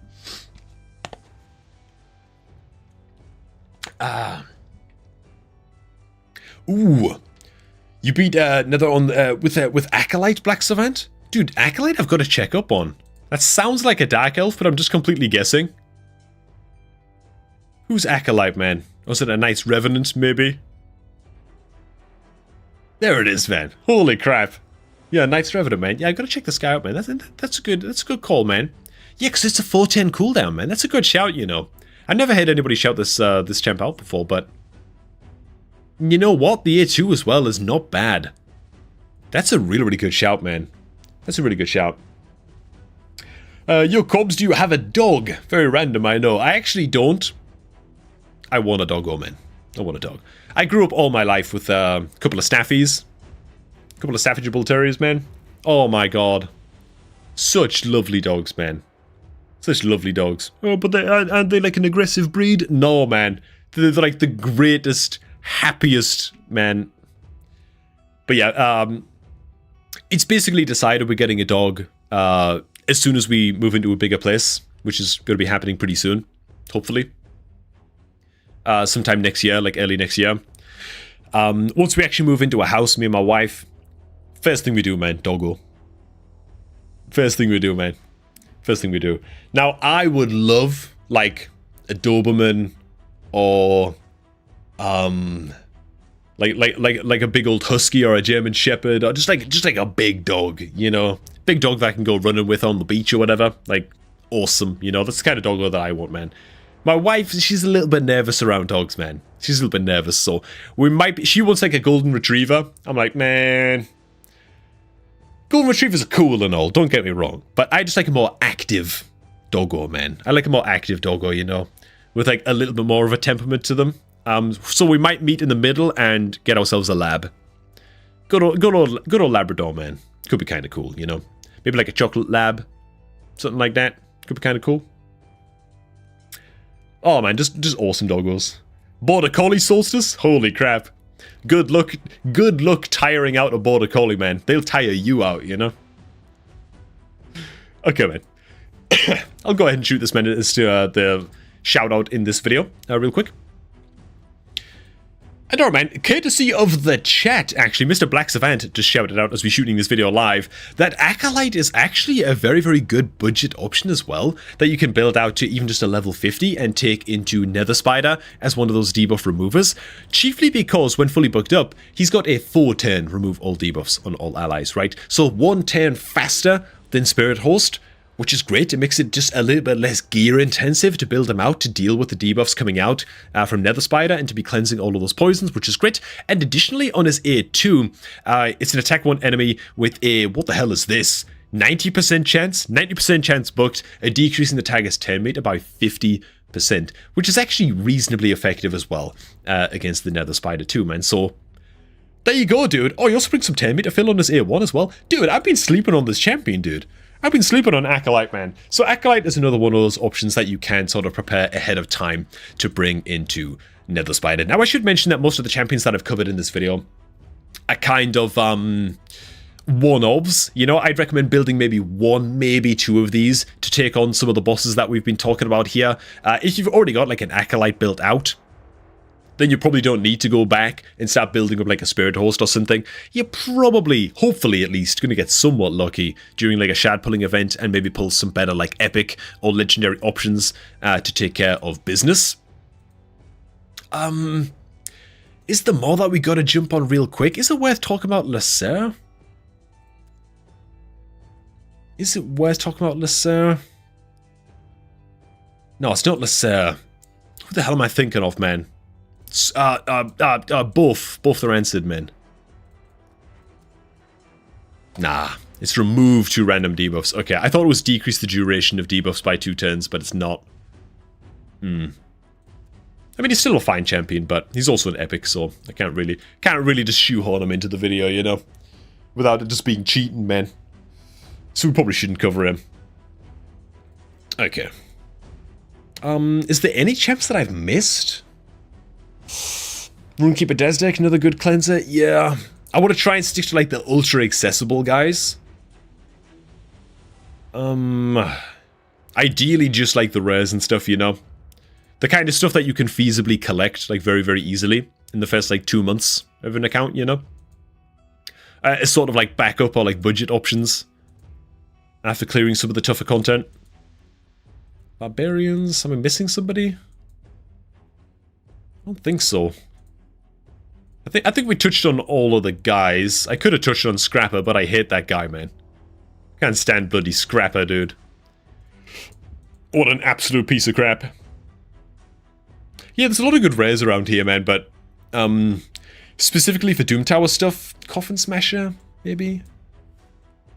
Oh god, okay, yeah, screw it. I'm going to include Coffin Smasher, man. So one final honourable mention will also be good old Coffin Smasher. This is a great champion if you pull him very, very early on for Demon Lord Clan Boss because of his pretty high chance when booked of placing strong version decrease attack against Clan Boss, but he also brings a chance for placing HP burn on his A2 as well. So reasonable Clan Boss damage, important Clan Boss debuff. Very, very nice. Also reduces damage enemies inflict by AoE attacks by a small amount as well. So if you build out your Coffin Smasher for Clan Boss, equally you can hold on to this guy for use in Frost Spider as well. And so, yeah, he's just another one of those guys that you can keep on the back burner because, frankly, the thing that's really, really challenging about Frost Spider, which is not something I'm up to on my free-to-play account myself, just yet, as I accidentally open a goddamn payment window. Get the hell away from me, man. I'm on a free-to-play account here, man. The game's trying to make me fail. Okay? Trying to make me fail my free-to-play challenge, but I'm not up to Cursed City just yet on this free-to-play account, but when I do get there and Frost Spider starts to show up in Cursed City, well, suddenly you're in a position where you can only face down certain bosses with certain factions, right? There might only be like 3 or 4 factions that you're allowed to use against the Frost Spider boss, and so you literally just cannot progress beyond certain like Frost Spider fights in Cursed City if you don't have an HP burner that belongs to one of those factions. So HP burners are kind of unique against Frost Spider in that they are so limiting, like it's such a limiting boss in what you are able to actually clear it with, that basically all HP burners for every faction are worth vaulting, in my opinion. So, yeah, good old Coffin Smasher. For me, he does make the grade. As for me, on my free-to-play account all up and over here, I do have a few of these champions sitting on the back burner at least, that are going to be doing a great job for me in future. One of which is Master Butcher. Oh,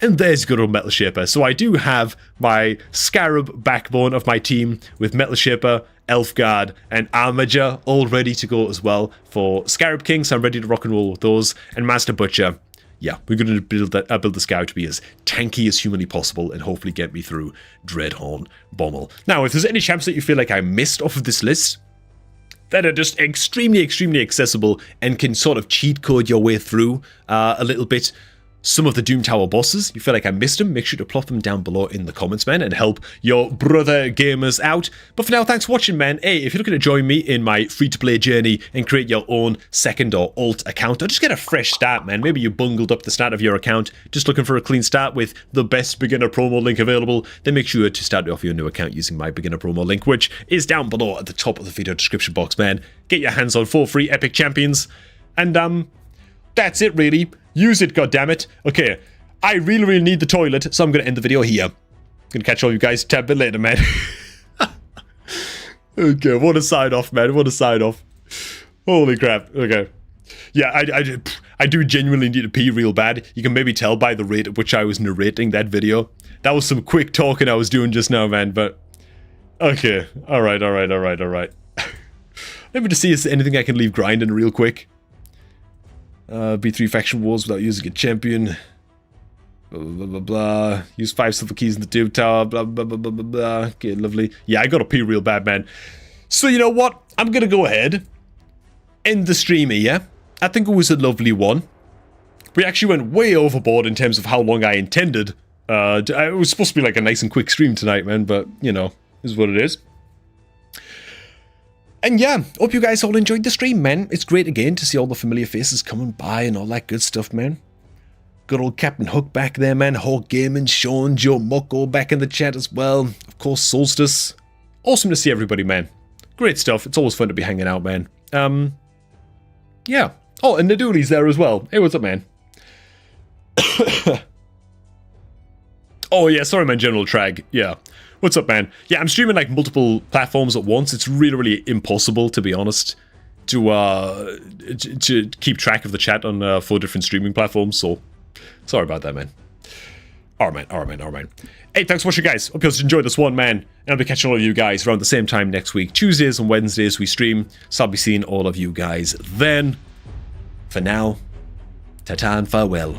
And catch all of you guys a bit later, man.